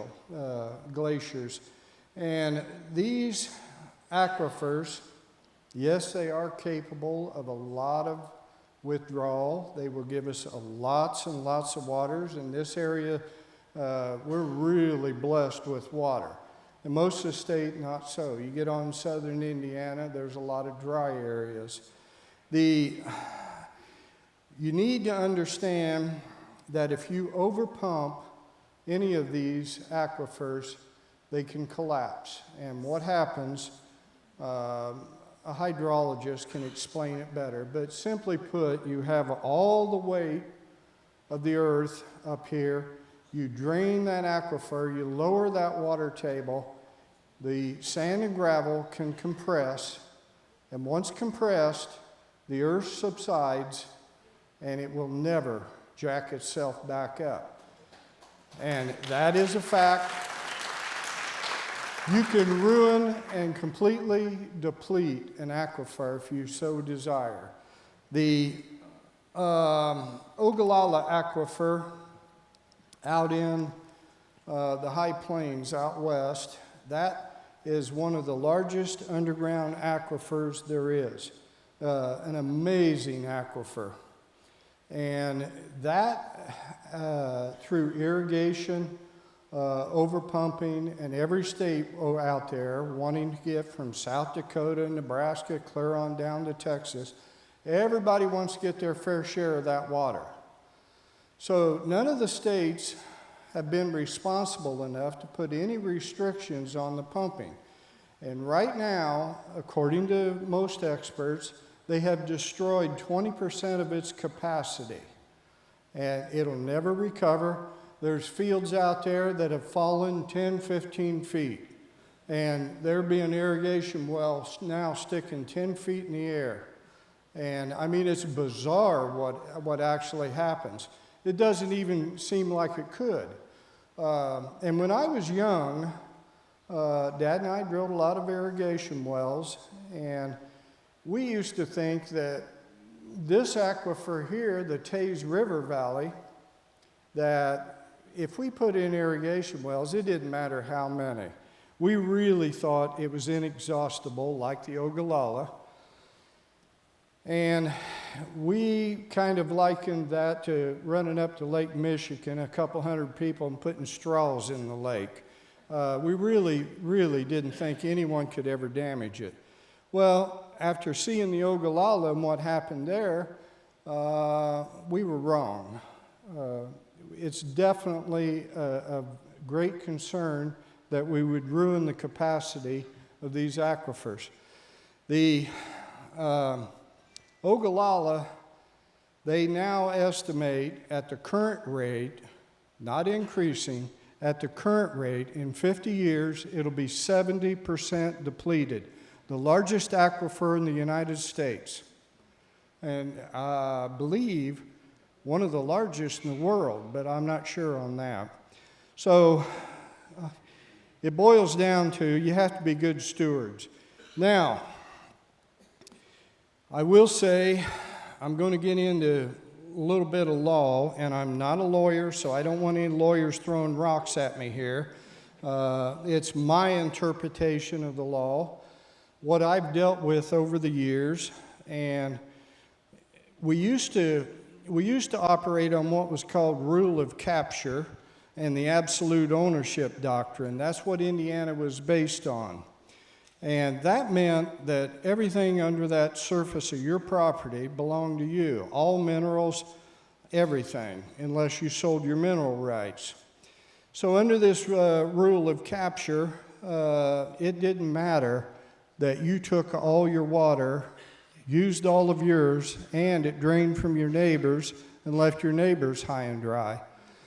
Well, the courts, there was a couple court filings, lawsuits, and the courts found that that wasn't totally fair, so the law started morphing a little bit and leaning more towards neighbors' rights. And so they come up with correlative rights doctrine, and we kind of operated that way.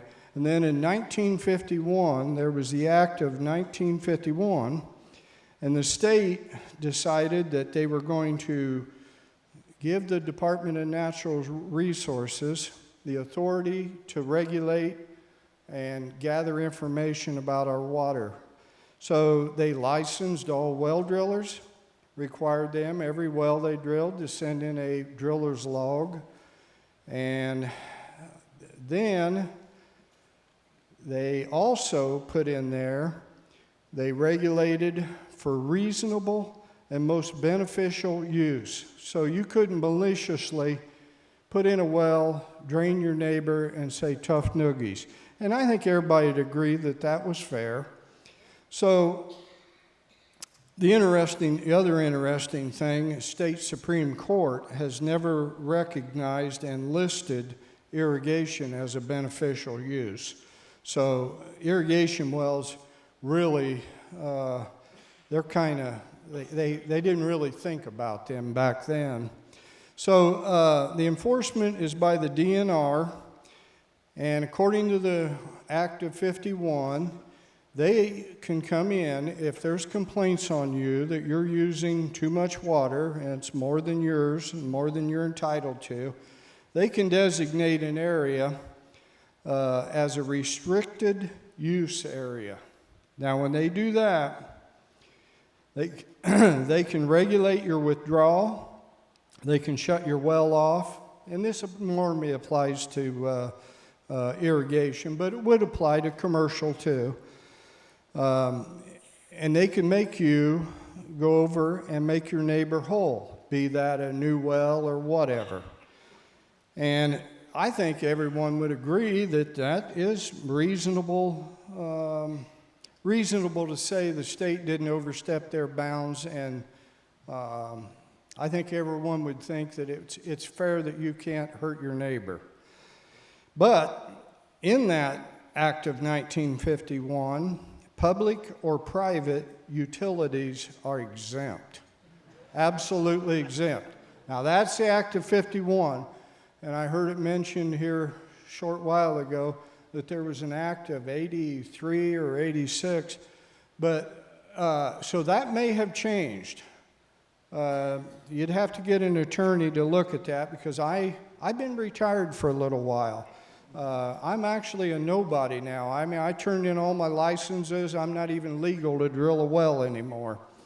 So if that is in fact still public and private utilities are exempt, then they could take absolutely all they wanted with no recourse. It wouldn't matter if they dried you up. They wouldn't have to make you whole. Of course, we know that if you're a homeowner and they was complaining, they just come in and they'd say, okay, your house is worth $500,000. We'll give you $1 million. Get out of here. It's just tax dollars. No big deal. So I don't believe we're protected under the law, but there would have to be a little research on that. The thing that concerns me the most and really got me going is this project's been in the works for years. This is nothing new. They kept it in total secrecy.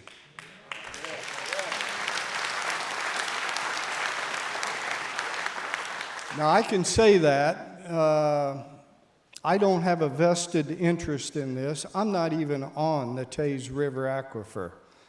But others that may speak to you may have a vested interest. I don't. I just got talked into it by that big ugly guy, Bob. And just trying to help a friend out. But it does irritate me that all this time they have kept it secret. And these test wells, they were actually let for bid at the end of February. That was the first I heard of it.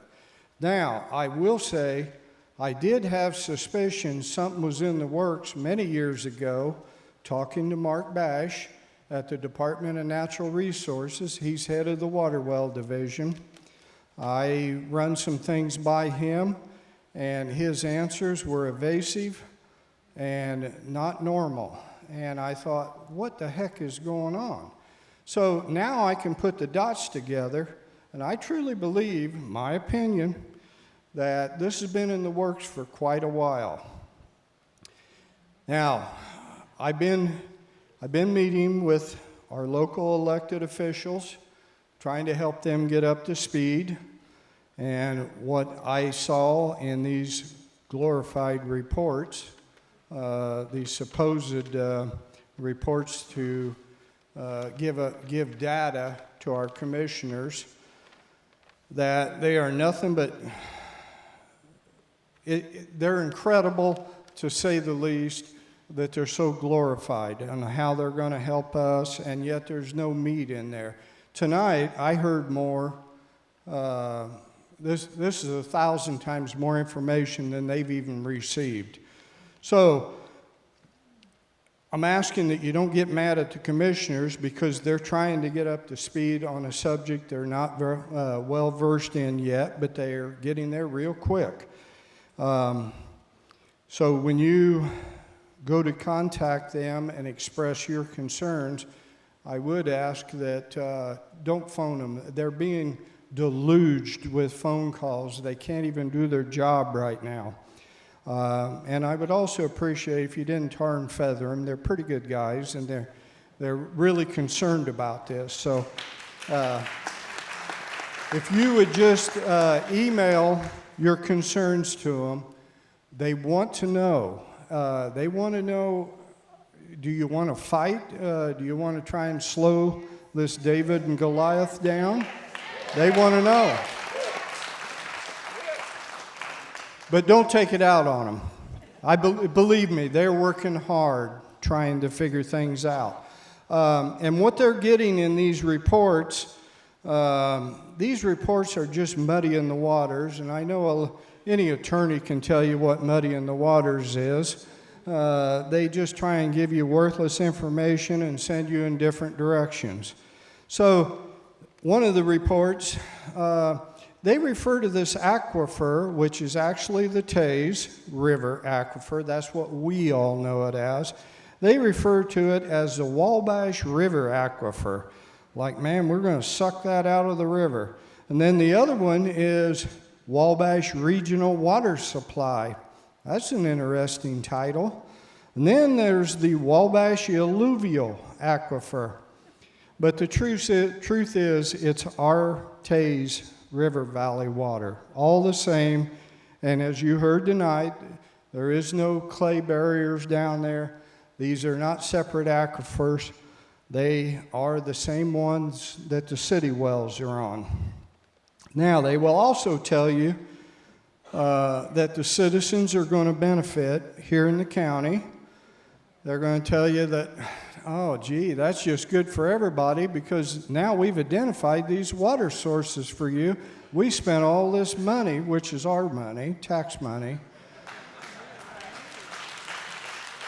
We've identified these sources, and you can put them to use. Well, how are we going to put them to use if you're taking all the water that dumps into that vein?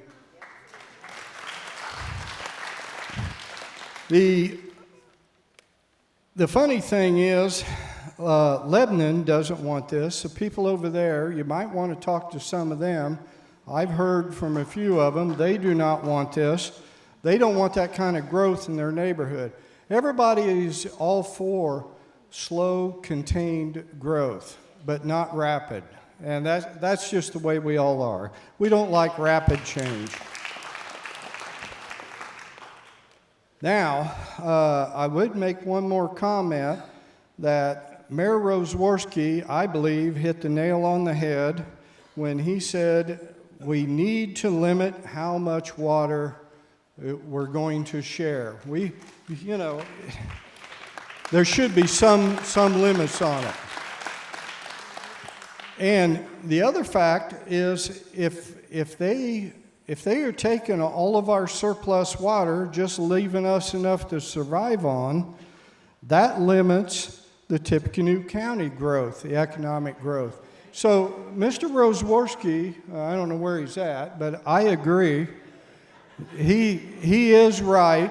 And when he said that, I thought, boy, you hit the nail on the head. So, shorten my speech up. I appreciate that. And hopefully, I'll get somebody to help me load his body in the dumpster. Do you have any questions, quick questions for me? I know this meeting's going on way too long. Good. Oh. You've been in the well business. If I have a 150-foot well and this water table drops where I can't drink out of my well, how much does it cost me to go down to 10, 50 feet? Usually, you can't take a well and push it on down. That is physically impossible today. You drill a new well, and if the vein runs deep enough, you're fine. Now, if you're in a fringe area, for example, think of it as a pond. And in this pond, you have all the shoreline. If you're out there on the edge of that shoreline and your well, you drill down in that aquifer, it ends at 35 feet. And you got 10 foot of water in it. You're fine, been living there for 50 years. If that aquifer, if they pull it down, the perimeter or edges of the Taze River could be the first affected. I would say that probably depends on how many miles away you are. But you could be affected. But like I say, I'm sure they'd make you whole. They just double the value of your property and give it to you. It's not real money, it's tax dollars.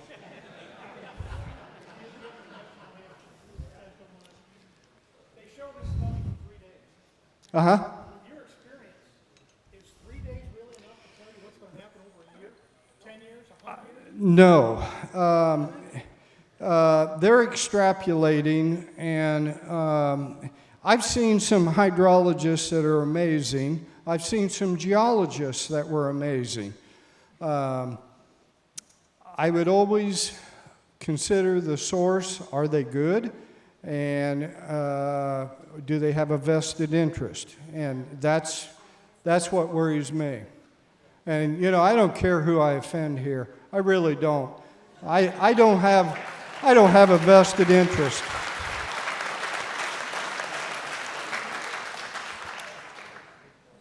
Any other questions? Oh, we got one back here. Yes, ma'am. Okay.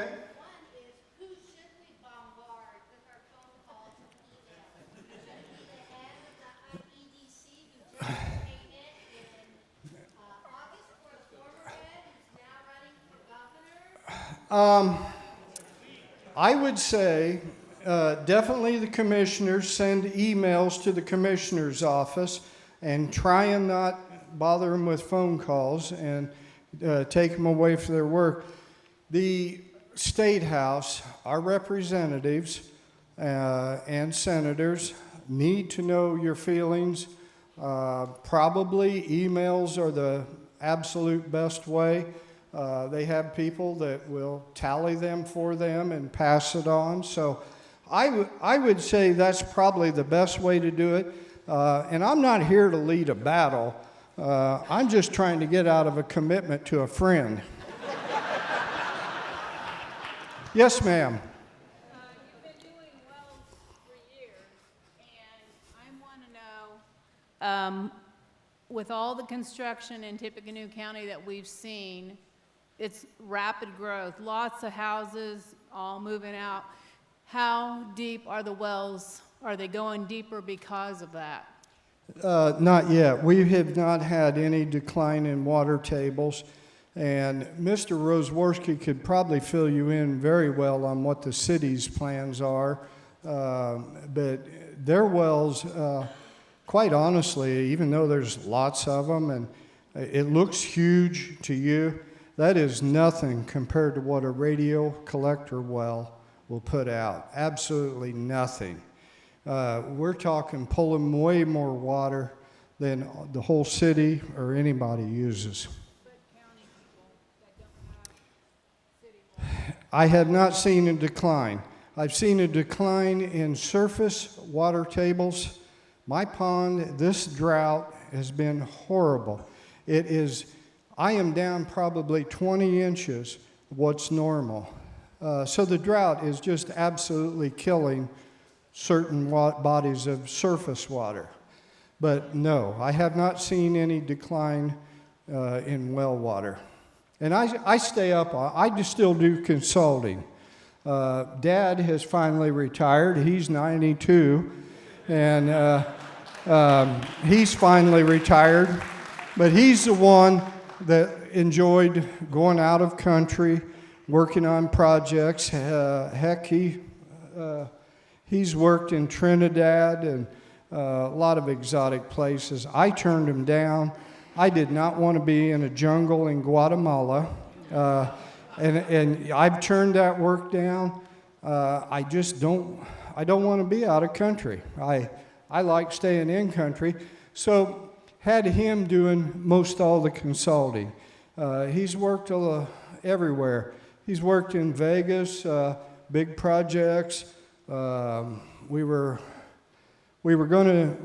supposed to do a big hole in the New York City, and I mean we've drilled water wells for Ashland, Wisconsin, and all around the country.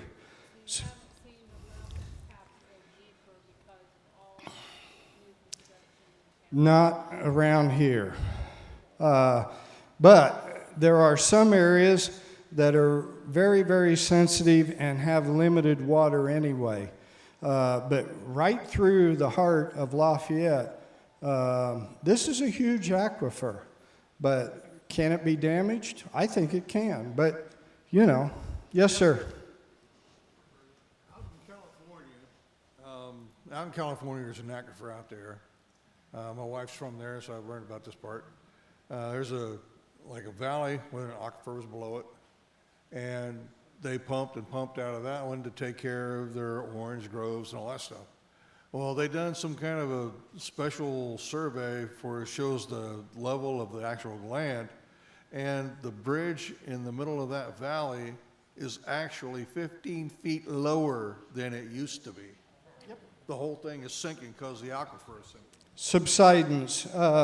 And once they collapse that vein, they've lost that potential. And I'm sorry, I've been running long. I promised to be out of here early, but I'm going to pass the mic on to you. Thank you all.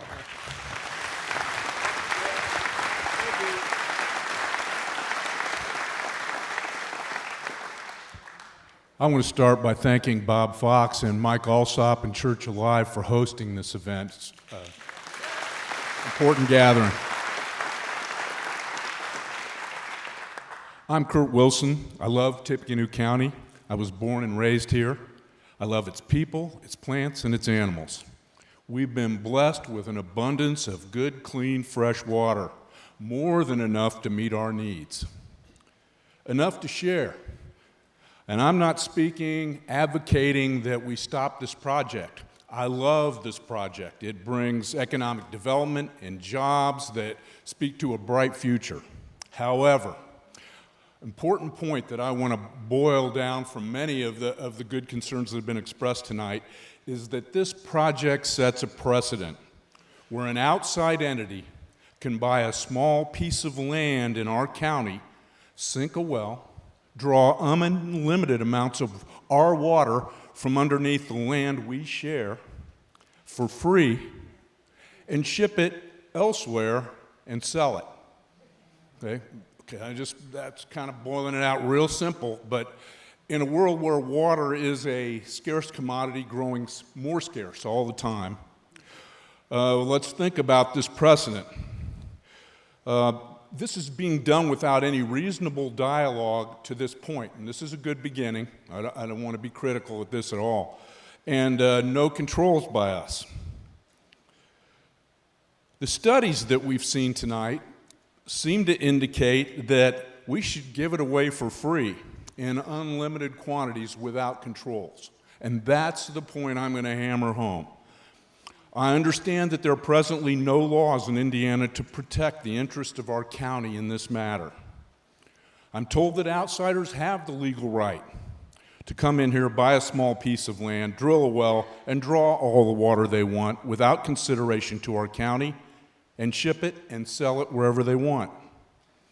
In the absence of this law, I think it's important for us to band together, stand up with our neighbors at work, at church, at home, at school, and demand reasonable dialogue and controls over the amount and terms that large amounts of water can be shared by our county with others. Failure to do this, I think, is turning our backs on our children, their children, and the plants and animals that we share this land with.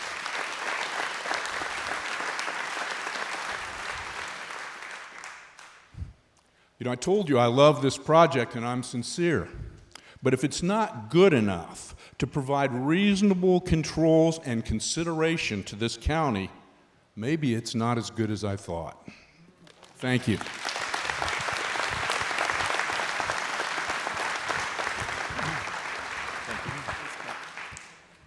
Quickly, Spencer is somewhere. Deary, can you come up here? Thank you. This is the people that you elected. This is Sharon Nagel and Spencer Deary, just two of them.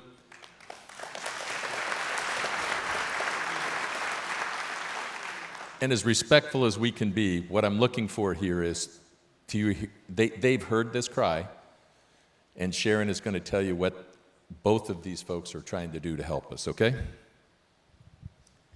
Thank you, everybody, and I appreciate being here. And, you know, this was long overdue. Spencer and I both feel this way. So, obviously, when we discovered that there was this huge gap in our code, we realized we needed to do something, and we needed to do it as fast as we can. Now, we're part-time legislature. We only meet January through April, January through March, depending on the year. So when we file legislation, we usually prepare it during the summer, go to the stakeholders in the fall, file it in December. In January, we start lobbying to have our bill heard by a committee chair. Last session, we did have a bill to do an entire statewide water study. It was through the DNR. We got tremendous pushback. The DNR didn't want it. They didn't want the responsibility. There was probably some pressure from the top, but I couldn't quite put my finger on it. It didn't get heard. Frustrating. So now fast forward with this project. I'm not against this project. I just want to make sure this is responsible when it comes to the water being taken away. So I am filing legislation. I have my very first draft. Right now it's 10 pages long. My guess after listening to this today, I've taken some notes. Actually, a fellow legislator took notes while I listened. I think it's going to be about 20 pages. But the key is that we don't have code right now to protect us. Right now, when it comes to major groundwater withdrawal facilities, currently the legislation that I'm preparing is going to start with 10 million gallons. Now, interesting enough, I had a meeting this morning with Indiana Water in my backyard, and I explained to them this bill that I'm filing. And they, of course, asked if they could get a copy, and I said, well, sure, and I'll appreciate your input, because you are part of this solution, or potentially problem, but let's figure it out. We need to work together on this. So what I'm developing and working with Spencer on together is coming up with a list of criteria of what has to happen to receive a permit. This has to be permitted. This is more regulation, but this is regulation we need to protect us and our water.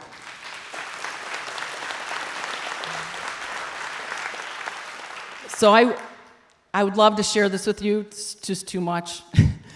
But it will be available as soon as I can make it available. We're still tweaking it. We're still finding gaps that we need to fix. And I'll continue working on it all the way until it's time to file it. I will start meeting with stakeholders soon to discuss it. I work with the IEDC. I work with the community. I mean, I have to work with everybody on this. And I want to make sure it's going to get heard. And that's the key. Fortunately, I sit on utilities. And that will be the committee that hears it in the House. Fortunately, Spencer Deary sits on utilities in the Senate. So we're really a good complement to each other on this bill. So we will, one way or another, get this bill heard between our houses so that we can get it passed.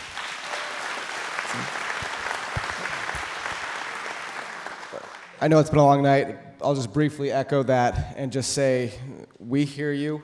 We share this concern. There's nothing more precious to life than water, and we have to get this right. And so Representative Nagel and I, Sharon and I, we're working every day, talking to many of you, along with our commissioners, our mayors who are back there as well, and we're still collecting the ideas. We're meeting with the stakeholders to figure out how to get this right. And so you all play a part in this. Send us your ideas. Let us know your top concerns so that we can work through this and get this done. Thank you for all that you're doing to support us in that. We're going to do it.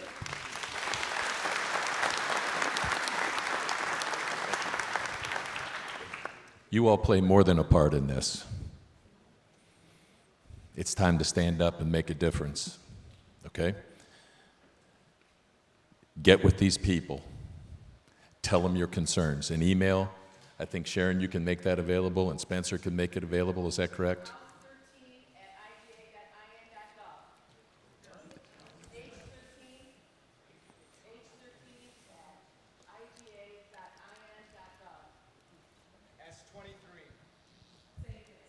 Senate 23. And we also have videotaped this, and still videotaping. So we will have a copy available. I don't know how that's going to work, so you can contact Bob. And quickly, I got his phone number if you want it. He loves me. He never answers the phone. No, that's what he says about me. Tony, do you want to, I know no good politician never gets a chance to talk, but these are some people. Would you like to take a minute just to say something? I'd like to hear you. And Mr. Murtaugh, this is the county commissioner. If you guys don't know Tom Murtaugh, he's another man that can help us in this cause. And he's met with Bob on several occasions, and Tom is committed to this, okay? So, real quickly, Tom Murtaugh. First of all, I want to say thank you for everybody that came out tonight, because we have been saying over and over again that this is an important issue that really concerns the citizens of Tippecanoe County. So this kind of showing tonight demonstrates the concern that this project is in the minds of our citizens. So I can't really add any more than what the media has interviewed me on in the past. It feels like I'm being interviewed every day on this topic. But it's been echoed many times tonight that there is no policy in place, so we do need to work with our legislators, and our local legislators have been wonderful on this, and we need to help them garner support for this across the state. So we need to stand behind them on this. I have said in the past, I think it's hugely important that we have a third-party review of any data that's going to be released.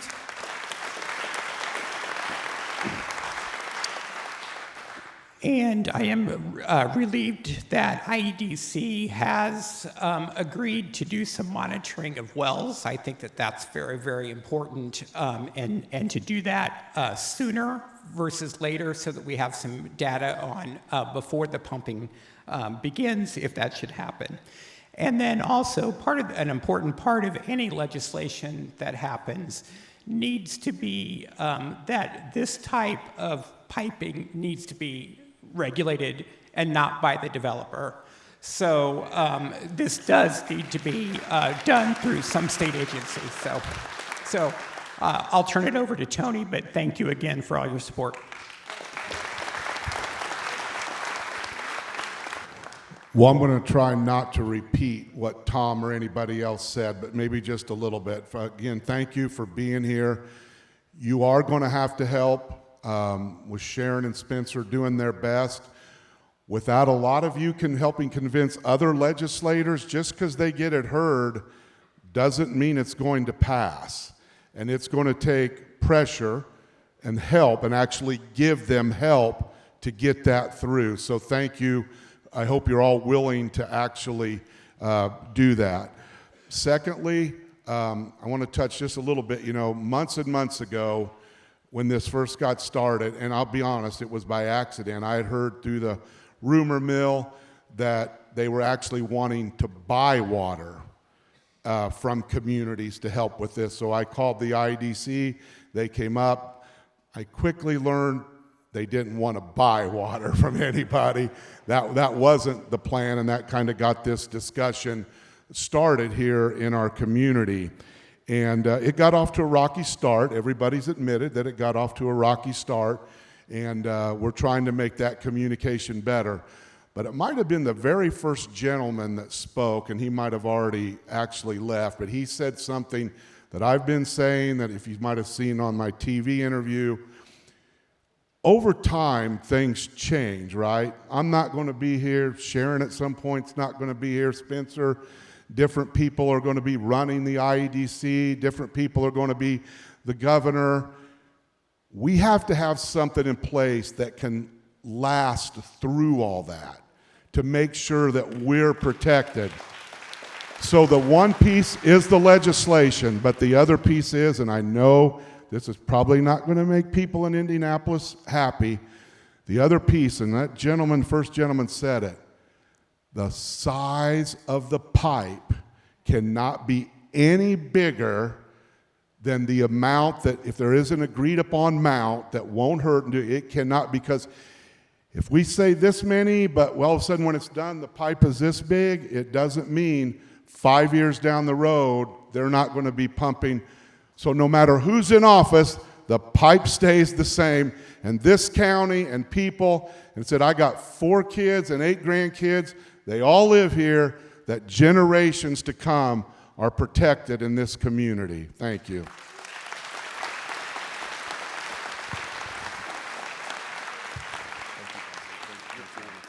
Great to see you guys. Well, they didn't want to buy the water, but they do want to sell it. He's not laughing. Because it's true. Sharon, who was it that says they're going to already buy the water? It's Indianapolis, is that correct? Okay. She didn't want to say, but I'm just telling you. So, again, we need to get this legislation passed now, okay? So, and when this legislation passes, we can ensure that future. And this is something that it's our responsibility for our family and friends, okay? So thank you for your time. Talk to anybody you want. Here's Bob Fox.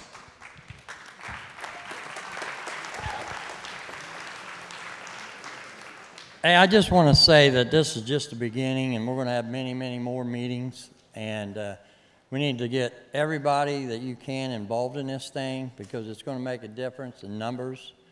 I think the statistics right now is 190,000 people, residents in Tippecanoe County. We need 190,000 people stand up and talk about this thing, and we either need to stop it or we need to shrink it. So the other thing is we need everybody to come to church Sunday morning, 10 a.m. We'll set out chairs, and we'll have the biggest crowd we ever had. Thank you.